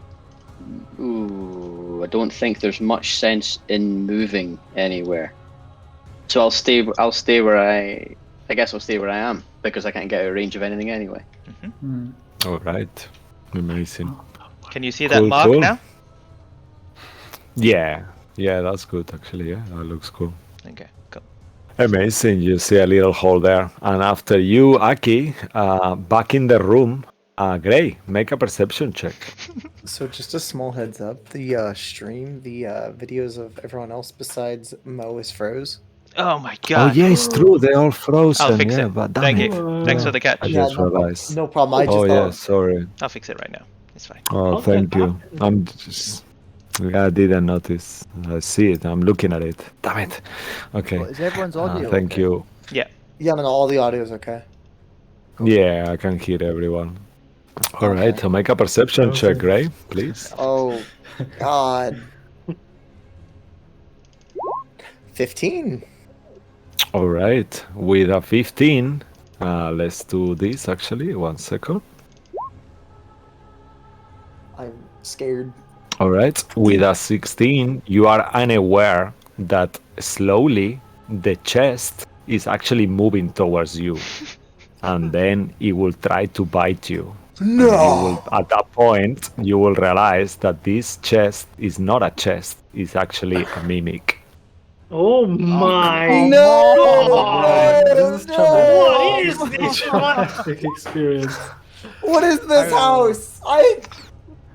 And I will I give hate it it, man. advantage. Not only just this I house, will be I hate this. that will be a taking house 22 from to before hit. too. Oh my Murder goodness. houses. Yeah, only 22, murder houses. that That's was- insane. I guess that will hit, unfortunately. And Wait, as what he was hits it? you, you see his tongue. What was the? He rolled a 20 and a 22 total. Oh, to hit. God, I'm fucked. So you will see his tongue kind of like slithering around you and with the slime, and it will provoke 11 points of bludgeoning damage as he hits you with Ouch. this kind of slimy tongue. And that will be the turn of that. Unfortunately, it's not your turn yet. Bryn, you are next. Oh god, honestly, no idea what I'm gonna do. Can I hit the road? I guess. Say it again. Yeah. Can I hit the road? Hit the rug? Yeah, of course. Yeah, you're I'm- right, Jason. Do it. Please go for it. Yeah. Okay. I'm gonna kind of scream out, "Your leader is dead," and I'll cast a Thunderous Smite as bonus action. Ooh, And nice. I'm gonna say, actually, I hope this works. And Aki, you wanna maybe ready to hopefully use a reaction, and I'm just gonna attack with the battle axe. Go ahead. Just trying to cut Okay. down on the rope. Fuck, do I kill a mimic? 11. Wait, Uh, with a d6. Okay. 11 total Nice. plus a d6. 14. 14. Okay. 14. 1 quick second. I have it here open. 14 does hit. Yeah. You Okay, hit so the that's, rag of smothering. Right, so that's I'll do a two-handed slash. Like a slash down on kind of on the ground where the rest of the rug is kind of cut in half. I'm gonna try to make it drop Okay. off of Aki. So I do that. So it's that's 10 points of standard damage with the battle axe plus 2d6 thunder damage. All right, amazing. So as you That's, hit it with this, okay, amazing. Another 8, So so that'll that's be 18. Okay. So as you hit it, there is this thunderous boom that can be heard 300 feet away from you. So all of you in this house hear like a lightning and a thunder as Bryn hits this rack and- with it. Is it dead after 18 points of damage? Unfortunately, let me just make sure. Unfortunately, it's not dead yet. Right, it needs to make a strength saving throw. All right. A strength saving throw. Let me do that. Yes. Please tell us It if it doesn't fails, have it saves, dies. so Please, oh god. I'll get pushed. okay. So we'll take the first roll out of those two. 12. Yes, it asked. Well, it is pushed 10 feet away, so I'm guessing from where I am, I'm Okay. guessing 10 feet over the jackals. It's pushed 10 feet in that direction. Okay. Let me just check something because I believe normally when you push creatures, you are not able to push them if there is a creature behind them. Just making sure. No, I have no idea. Yeah, I believe so. We'll rule it. Roll a d20. No, nothing. Don't choose anything. Just roll a 20. Just let's decide like this. Just quickly. If you roll high, it will happen, or if you roll low, 19. it will not. Okay. Yeah. So 19. you push it 10 feet back. Let's say. Yeah. Perfect. And it moves there through the creatures without hitting them, and you push the rack. And at this point, you see the rack is actually blocking your exit. The mechanics don't work the same where I get opportunity as it flies past me then. Yeah. No, Not if it's doesn't. forced. Not It when it's doesn't. forced. Yeah, if it's forced. Yeah. Ah, no, right, I'm okay. afraid Would not. it? I'm just trying my luck. Fair enough. No, it's Right. good. It should be. But, I mean, you Yeah, okay, tested that your was luck in actually- the last round. I mean, yeah. Wait till you see the next Right. one. That's my action and bonus action Amazing. used Alright. up, so I'm done. Okay, all right. After that, the camera moves to Bruce back on the room, looking rather exhausted. What would you like to do, sir?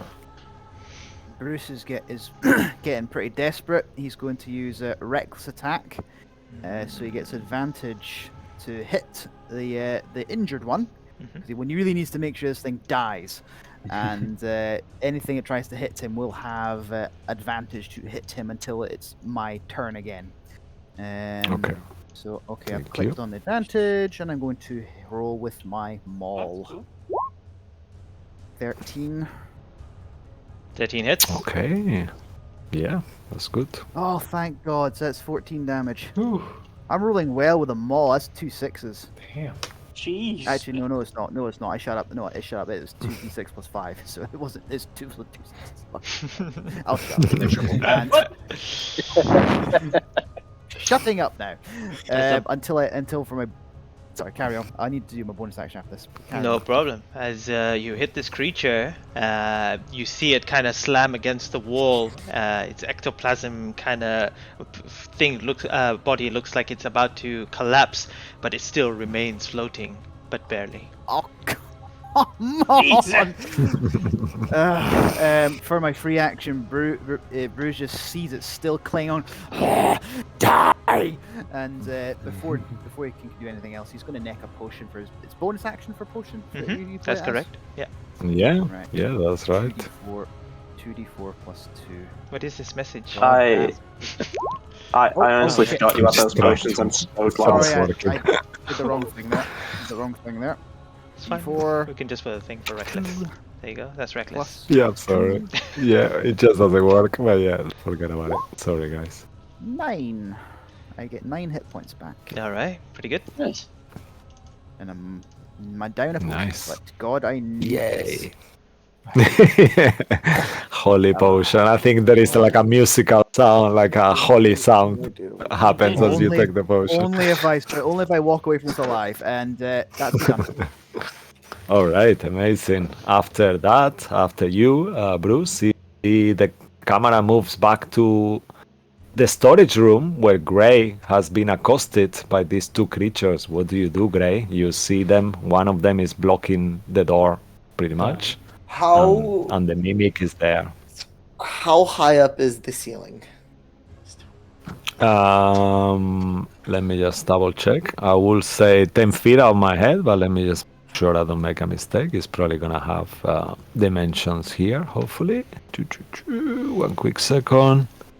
Please, 15 or 10. 15 or 10. 15 or 10. What do you want it to be? 15 feet would be preferable. All right. So let's do a luck check. Make a roll of fate. If Okay. you succeed, it will be 15. If you fail, it will be 10. Because I Hi. cannot find it. All right, go for it. Yes! Yeah, it's 15 feet. I'm gonna fucking book it on up to the. I'm gonna use my movement and walk up the wall onto the ceiling. Are you okay? Sure. All right, you do that. How high you wanna go? I want to walk up just 10 feet right now. Okay. Hold on. Do you? Yeah, that's why. Because I know they'll get a chance to hit me, correct? Mm-hmm. If I'm walking up the ceiling. I don't mean, stand only any if other you- chance, though. Because, like, if I'm against a mimic and a jackalware.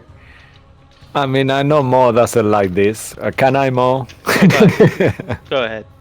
Only if you were a rogue and you could disengage with your bonus action. Can I disengage with my bonus action? Yeah. Yes, so you do that. Okay, and I'm you going disengage to and disengage go with my up the bonus wall. action and run up 10 feet. But can I, for my main action, I'm going to pull out both whips. Okay. And with the magical whip, I'm going to slash out at the jackalware. All right. Go for it. So you All are right. 10 feet up in the air and you try to hit the jackalware. Let me put a little thingy here to say that you are 10 feet. I'll put a 2 there. Awesome. So it's a 17 to hit. Wow. Nice. As you hit with your whip, you do hit it with a 17. Yeah, that definitely hits. All right. Roll and damage. It's going to be a 7. Okay. So 7 points of damage.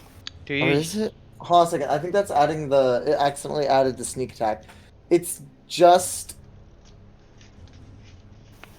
Just 7 4. plus. Okay. It's What are you 4. using? Strength or? I'm using my dexterity. So it would be. What's your dexterity? My dexterity is +3. So Oh, yeah. 17. Yeah. So that's correct. 7 points of damage. Okay, so 7 points of damage. It'd be 12 with the sneak attack. Okay. Okay, so just 7. Just 7 for now. All right. Amazing. Okay. Anything else from you, Gray? With my other whip, I'm going to again lash at the Jackaware. Unfortunately, you use your bonus action already, so you will not be able to it's attack. my dual wield. Oh, you have a feat, yeah? Yes, I have dual wield plus two-handed strike, so I can add my ability modifier to this. 1 second. Let me Dual just check wielding that quickly. whips. 1 second. I used to play a dual wielder. I'm pretty sure it still takes your bonus action. So Yeah. I You think add so a- too, yeah. You add a Yeah. plus Let me 1 double to check. your AC while you're wielding a separate weapon on each hand. You can use it. Dorothy here said, double wielding whips. Yeah. If I had seen that. Are you just trying to create Trevor Belmont? Uh-huh. Yeah, you it's still. inspired. The only reason I'm using 2 whips is because I don't want to throw my short sword at him. Yeah, you actually says here that you can use 2-weapon fighting even when one of your hands are in light. So yeah, it still implies that it's still a 2-weapon fighting. So you will still use your bonus action to attack again. Fortunately, but keep it in mind for next time. Oh, so I also have 2-weapon fighting as well. When you engage in 2-weapon Okay. fighting, you can add your. So I have 2-weapon fighting yeah, and but dual that's- wielding. Yeah. The thing about 2-weapon fighting, I'm pretty sure it makes it so you can it makes it easier to dual wield certain weapons and that. So it's like Yeah, because it doesn't say Usually- anything about using a bonus action though. no, I just mean But it to says engage you can. in the attack. You need Yeah, it. but it says that you can use your 2-weapon dual wielding. It says you can use 2-weapon fighting even with only 1 weapon in your hand. So that means the 2-weapon fighting uses your bonus action for the second attack. It doesn't automatically give you a second attack. With the rest of my Sorry. movement speed, I still have 20 feet. I'm going to go up the extra 5 to get on the ceiling to make sure I'm out All of right, reach. amazing. Okay, that's a good idea. All right. I will. Cool. I Thank will tell you God. now. You are lucky. We are giving you DM Mercy because you're only a level 1 rogue, and you shouldn't get a cunning action at the moment. Oh, really? Is the cunning action at second? Sorry. Oh, my apologies. But I'm so we'll sorry. let it go because I you fucked are. up. Now, You are. now You are. there's DM Mercy. There is DM Mercy Yeah, right here. mercy. Thank you, There's God. nothing like DM Mercy. What are you talking about?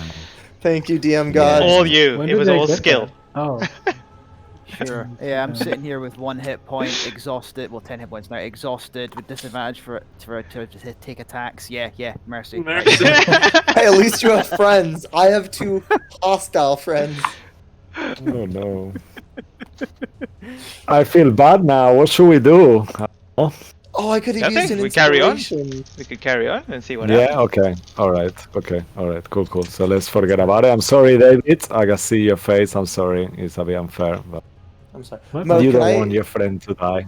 Mo, can I say? Can we say I gave up my inspiration to disengage? Was that fair? I'll allow that. Okay. Yeah. That seems fair. Yeah. Yeah. When- Alrighty. Remember so when that we. will be I just your wanna. turn. I just wanna clarify when we give.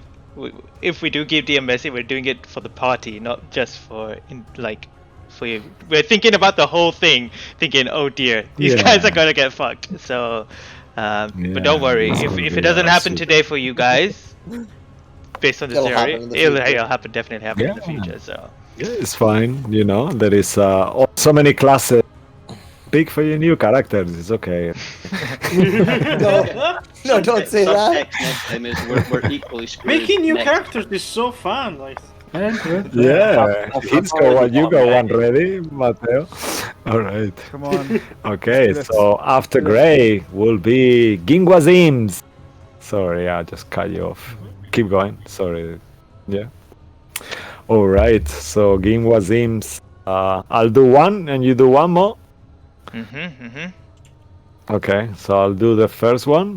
The Gimbazin will try to look at you, Morkor, with his non-globule eyes, because it's a light false ball, and he will try to attack you once. he will say in your head, "First it was your colleagues, now will be you," and he will hit you. That's a 17 hit you. It just does. It's gonna All be the right, last and stand as of he of the hits unarmored you, fighters. you that are in the room, Bruce, you see how Morcor's face just blackens and all these black veins start to appear there. You take 16 points of necrotic damage, and I need you to make a Constitution saving throw, please. Am I close enough? I've got my reaction back. It's not that one that's attacked. Okay. Oh, right, okay. No worries. No, it is though. Oh, is that one? Okay, cool. All right. Yeah, let's check. Yeah, it is. It's the first one. I'll, Yeah, so you can use your reaction. Go ahead. Yeah, one second. I need to find it again. But do the con save anyway, Morcor. I go where we save. Wait, what? Constitution. Constitution. It's an 18. I have Oh, to make it- nice. You managed to overcome the exhaustion, and you reduce 7 points from that, so that will be 9 points of necrotic damage instead of 16. Nice. That's better. And that will be the end of that Gingwazim's turn. Next Gingwazim now is the one that is damaged. As Go thi- ahead, Mo. As this one sees some sort of divine intervention by Bryn. It looks at you, Moko. What's Okay. you're on 14. Is that your HP? I don't even know. I can't see anyone's HP. Yeah, it is my HP. All I right. took the damage. It will take an attack against you. Does a 14 hit? Nope. All right. On me? Yes, on you. Yeah. It All doesn't. right. As it tries to attack you, you see that the amount of damage Bruise has done onto this creature, it is unable to reach you and try to suck out your soul. And that is the end of their turn. Oh. All right. Okay, amazing. After the Gingwazim, we set in the little jackal were here next to Aki. I think that was you, right, Mo? Or is that me? Therin? I will take Yeah. Therin. As Therin Yeah, kind of please. holding his head, he looks scrambled and tries to look around. He sees you in front of him, but his vision and mind is still hurting from the echoes of Dorothy's words. It attempts to strike you, Aki, with disadvantage. Yeah. Let me just see if there's anything there. Is a disadvantage on attack on the next attack he makes, or in the next save? Next attack. Save and attack. Oh, amazing. Oh, Just, amazing, I think it's amazing. just the attack. I think I'm not too sure. Yeah, Just attack. Yeah. All right, Oh wow, here it amazing. comes. Cool. Ugh. Does a 17 hit you still? With disadvantage? Yeah. Yeah, you roll 21. What's the high roll? I cast shield, so no. Oh, okay, nice. impressive. Nice. Lunch. Dorothy and Bryn, you see as Aki conjures the shield, the claw that comes down shrieks against it, causing sparks to fly out everywhere as it kind of shakes out of the daze that was caused by Dorothy and snarls towards Aki. That's there instead. How does your shield look like, Aki? Actually. The shield is more of a usually an unconscious panic, but it kind of it's almost the shape of these huge coats he likes to wear, and it looks like it moves around in front and kind of bats things away and blocks. The shape looks like the shape of a coat moving without moving the real coat. Kind of a red spectral thing. Oh, wow, amazing. Cool. And that will be Therin's turn. After that will be another jackal were, Merlisa, who is on her jackal form. Merlisa will Move a little bit towards you, Aki, and move one more, still staying in your range. We'll look at the paladin with his shiny armor, and he will try to bite the paladin. Okay. Let's do a roll here. He's actually gonna bite. That's the only thing he can do in this form. That's no, that will miss you. That's a 14 hit you. Nope, 18. All right. Amazing. So she tries to bite you and kind of like almost break the teeth in your hide, in your metal armor, and that will be her turn. After her will be Morcor. Back in the room as the camera moves there. I have a question. Is there any window in the room? Unfortunately not. Great shit. Okay. Okay, at this point, it's just balls to the wall. I'll try to attack with my staff the Jimwazim in front of Bruce. Okay. Where is it? All right. 21. Wow. Woo! Yeah. Yo! Yeah, that definitely hits. Oh, End this fucker. Nice. 8. Okay, nice. 8 points of damage. Pretty good. Which one are you hitting out of the one in front of the door? Or The one in next front of to Bruce. The one that I already attacked. All right. So as you attack that one, it looks super wounded. And will you describe to us how you kill it as he's about to fall? Oh! Another one down. Okay. Okay. I will try simply take my... Actually, it's also like a one-handed attack. So it's actually... Okay.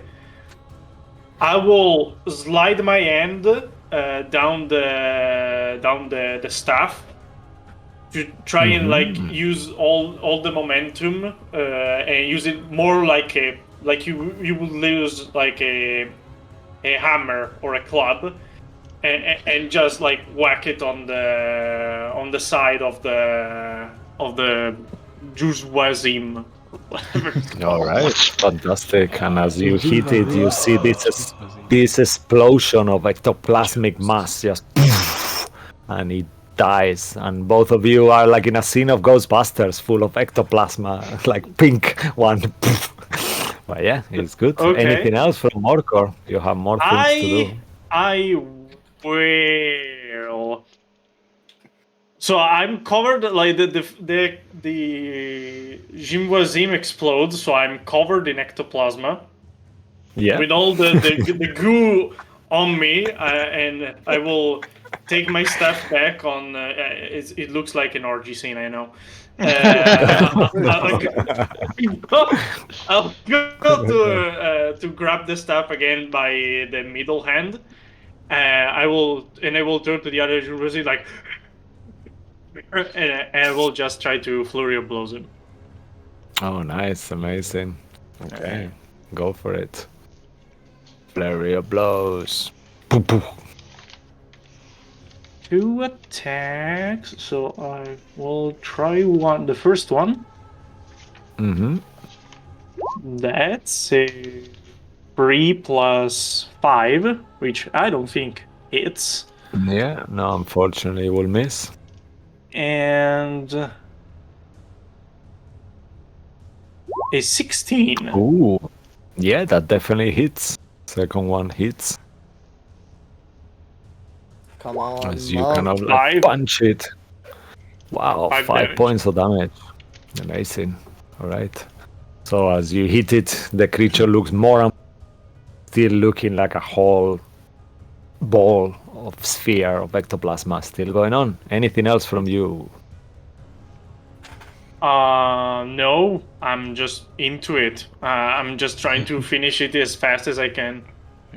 All right. After that, the rack of smothering will jump back in Aki next in the corridor, and it will try to throw itself towards you, Aki. Shit. And it will attack you. Whack! Smothering itself with a 22 to hit. Oof, that hits. What is your shield? You still have your shield up. 18. My shield only takes me to 18. Oh no. Alright. And as he hits you, it will not do any damage, but you are grappled. It just wraps itself around you, and you are grappled, restrained, blinding, and suffocating at the moment. Holy shit. And and you will take damage in your start of your turn. Alright, and that will be the rack of smothering. Okay. I believe in you. And that will be after that will be Imbar, Why? the old man that is also in How do we in even... jackalware form, I'll like do a that jackal one. You form. want me to He do will it? just jump. I'll trade you places, Sure, Aki. actually, yeah. You do it. So you see this jackal look towards the hole as it saw one of its brethren fly across as a fire hit it. It howls and runs past both Aki and Bryn and heads towards the only other creature right to the back as it comes leaping towards you and leaps towards Dorothy. Dorothy, it is about to attack you. Oh, fuck off. What is Sorry, it? he's alright. Sorry, trying to help. As it opens its mouth and begins trying to bite you, does a 16 hit. Yeah. I don't have a high armor class. As it bites you, you take 5 points of piercing damage. As it begins grabbing onto your leg, and you see blood running, trickling down your leg as it gnaws at it and tries to pull you to the ground. Oh no. Alright, amazing. Okay, did we just find out something about jackalwares? I'm so The scared. end of Imbar's turn. After that will be you, Dorothy. You are next. All right. I will try to right myself and say, "Oh no, I just got this dress clean," and stomp on the ground and cast Thunderwave. Ooh. Oh. All right. How do you Sorry, wanna guys, by the way, position the Thunderwave? I think it has to originate from me. So it Okay. says a 15-foot 15. cube originating from me. So I guess this would be Everyone. kind of the range. Because there is no. Oh, yeah. Well, You will Would get it your even- allies too. even Will that go through the wall? yeah, that's a good question. Does it even get to Bruce and Mordor? No, it doesn't go. It doesn't go through the wall, but But it you could can get the door. actually. The one at the door. Let me just think 1 second. I guess you could just. But then it will hit. Yeah, it will hit the rack. It wouldn't hit Aki as such. Okay. What do you think, Mo? I think it's doable. You could put it on the corner, emanating from you, but on the corner pointing down. But you will only be able to get one creature plus the rack of smothering, potentially. 15 feet cube. Yeah. I will- Actually. Yeah. Mhm. What I'll do is, as this is a tight space, obviously you know that the walls, they're not thick walls, but they're made of wood all around. So for Mokor and Bruce, you won't take damage, but I still will need you to make the strength saving throw. I believe it is. What is it? What's the save? Strength saving? Con save. 13. Con save. Yeah. But I'll need both of you to actually just make strength saving throws. Right. Was it Sure. But the rest, everyone else, obviously who's going to be hitting, make Constitution saving throw. So Including do me? I do a strength or a constitution? Morcor and Bruce do strength saving throws. Oh, The for rest, strength. everyone else who's taking damage, make Constitution saving throws. That is Bryn and all the other bad guys. Even all the other Walker bad guys. deserves that. Oh. Oh well. I got 21. You got 21. All right. Oh, I'm so glad. I am. Same as Andy, 21. All right. Okay. I really am happy I stole these slippers. Oh, I think Alright. I rolled a 1. You did roll a did. one. Oh no! Yeah, you did roll Bye. one, unfortunately. Okay. Let me make the saves for everyone else. Should you want to take Calpit, Theron, and Merliza? I'll take the other. Okay, sure. Because that's it's your a first time 15 taking damage as foot cube. Morker, right? What was that? That one, yeah. I don't know. I was just kidding. I don't know if you took damage or not. Yeah, hold up. Oh, I did. No, like I'm fine. Okay. Not too much. I've seen better days. I've seen better days. It's not the worst day of my life, Okay. but it's not the best. So Could be Constitution better. save. I was just thinking of something different. I'll be confused. I'm sorry. Bye. I thought that Dorothy was gonna put the con in a way that it will only hit the 3 creatures on the bottom line and no one else. It's a 15 But foot I cube, don't I'm not think right? sure that's- now. I don't think that's even possible. I don't really have. Because Fund the away cube, sphere. Mhm. I thought it was a cube originating from you. Well, yes, it's a cube, but it's not a cone. That's the. Yeah, so it's not a line. cube. So you could put the cube starting from you, and then you will hit, and then the other part of the cube will be through the wall down. I guess. I think I have. You know what I mean? Not really. So you could. Yeah, I'll- let I'll me draw just a show you. I square. mean, it doesn't really I'll matter. draw a square. Hold up. Let Yeah. me show you. So, Yeah. Dorothy, this would be your. So, what thing is suggesting is do that. Sit. Uh huh. Okay. So it's 15 feet. Paw. Yeah. Is that long? That big? That's longer though. It's No, stop 15, giving me yeah? paw. Yeah. Just So you 15. could put the cube here like this, starting from you, and then you will get only these 2 creatures. But That's you, what I Can was thinking. unless I really do that? Yeah, because I don't think the cube doesn't need to start from the middle of you. So you could put the cube like this here, Oh. or you could put it like this on the other way on the bottom, I believe, but it, like that, and then I'll you. just. Thanks You for know what I the mean? But it's up suggestion, to you. but I'll let it be big. you want it to hit Wow, everyone. Okay, so let's do. So. Yeah. It's kind of an impulse Okay. reaction too. So. Well, we Oh, will yeah, tell so you. then- A wave of thunderous force sweeps out from you at each creature in 15-foot cube originating from you. Must make con Yeah. saving. Yeah, but you can choose where to put it. though. Yeah. I'll put this will have most damage to most enemies, but it will hit Bryn. If you put it up, then you will still be attacking 2 of your allies for no reason. Kennel. So it's better just to put it here. That's can the- I? Can I then I've already let it end made the save, on it's the fine wall? for me. Or what? Go ahead. Sorry, David. Say again. Can I then let it end on the wall so that it doesn't go to Bruce and Morkor? If you place it like this, can you see the square? I can't. Yeah, didn't change for me though. So So it just this won't it hit. covers This won't this hit line and Morkor. this line. Yeah, this won't hit Morkor. This will hit Ah, only yeah, of yeah. these people in front of you. Yeah. That's maximizing the Okay. most enemies and least allies. Mm-hmm. I mean, I like that. So Okay. that was my plan in the beginning. too. Fair enough. All right, I've made the save for that. Carpet is left. Okay. Yeah, carpet gets a 19. Okay. Well, the other 2 fail, and Bryn saves. So Bryn takes half damage, Carpet takes Kennel. damage, and the other 2 take full damage. Roll to hit. Oh, nice. Amazing. Casting at first level, so that is that's pretty 11 thunder damage. Oh, nice. And once more, it booms. Yeah. Would That's that be not- 5 or 6 for me? That'll be 5. 5, yeah. Come on, Aki. And also, Mm-hmm. the ones that didn't make the save are pushed 10 feet away from me.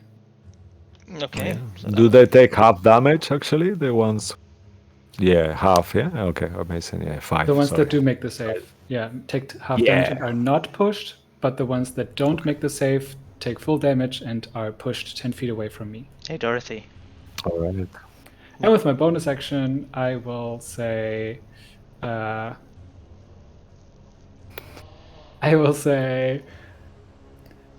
on, Aki, don't disappoint me. You gotta cuddle me later," and cast Bardic Inspiration on him. Oh wow! Oh wow, amazing. Actually, make a luck check. Actually, make a fate roll. Because he's completely wrapped on the rack. So if you succeed, you will be able to see him. Otherwise, you might not. Oh yeah. Actually, you can hear it. Yeah, it doesn't say you are deaf. Okay, no, don't worry. Yeah, it happens. Yeah, forget about it. Yeah, The it fate happens. roll It's is to see only- if you can see his boner through the fabric of the. His boner? Okay. Yeah, and that will have been, yeah. And I think, all right. Yeah, you do, Mao. That's fine, no problem. All right. Okay, so we will go this. Yeah. All do right. it. Go for it. Dorothy, make a luck check. A okay. fate roll. One last time. I'll say low. Nope. All right. Damn.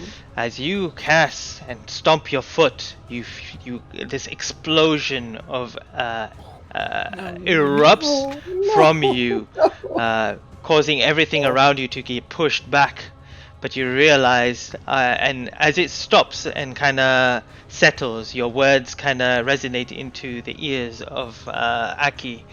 But as he stops and there's that silence for a moment, you begin to hear as the building around you begins to crack and begin to fall across and around everywhere, breaking and caving inside. And as you watch this happen, we will go and end today's session. Oh no!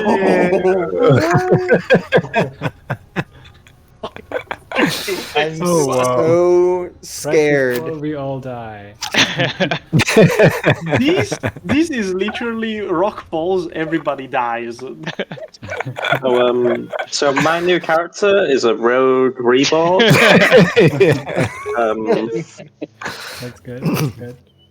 Oh no. Dude, If I made it to level 3, it would have been the Phantom subclass, but the undead vibe with the reborn.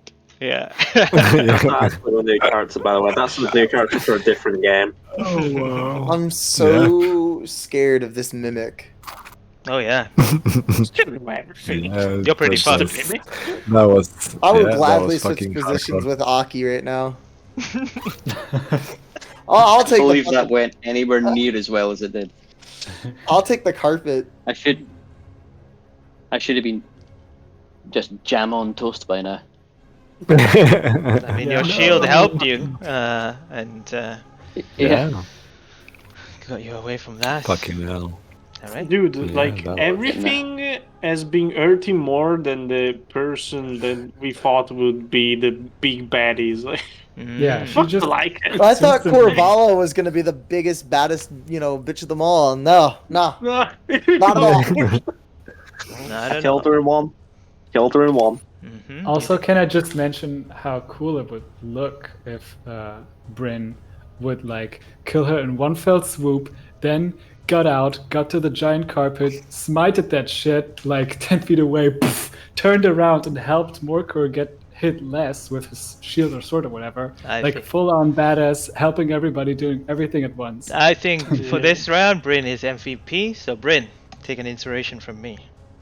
Hey. Great, I'll definitely use that for more help. Yeah, I'm very much trying to make this paladin very support heavy. Mm. And effective. Yeah, that's amazing. too. Like he just did the damn thing. He always Yeah. seems to do. If we make it to next level, I am going to be so support heavy. Like, it'll, yeah. If we make it. I hope we make it. If we make it. I still want to get to Also- BC in time also- to get a cure wounds in, but Yeah. we'll see. Like, Gray, We'll are have you to- level 1? Level 1 rogue, level 1 fighter. It's multi-classing. All right, so you're multi-classing. yeah. You always forget. All right, guys. So, like always, it's been super cool. Really nice game. Thank you again. As I always say, it's always a pleasure to have you guys as an audience watching from home. Please keep up. Give us a follow. You can tomorrow. Our episode will come on YouTube as well. And like always, thank you to Darren Curtis and James Webster for his art and Darren Curtis for music. Please, we'll be back on Sunday with Dining in Barovia. Otherwise, Tuesday back here to see what this story ends. And yeah, give us a follow. You got our links on our channel. So please, we'll see you back next week at 7 o'clock for more madness. Thank you very much. Bye-bye. Goodbye. I'm sorry, guys. I feel so guilty. Notification.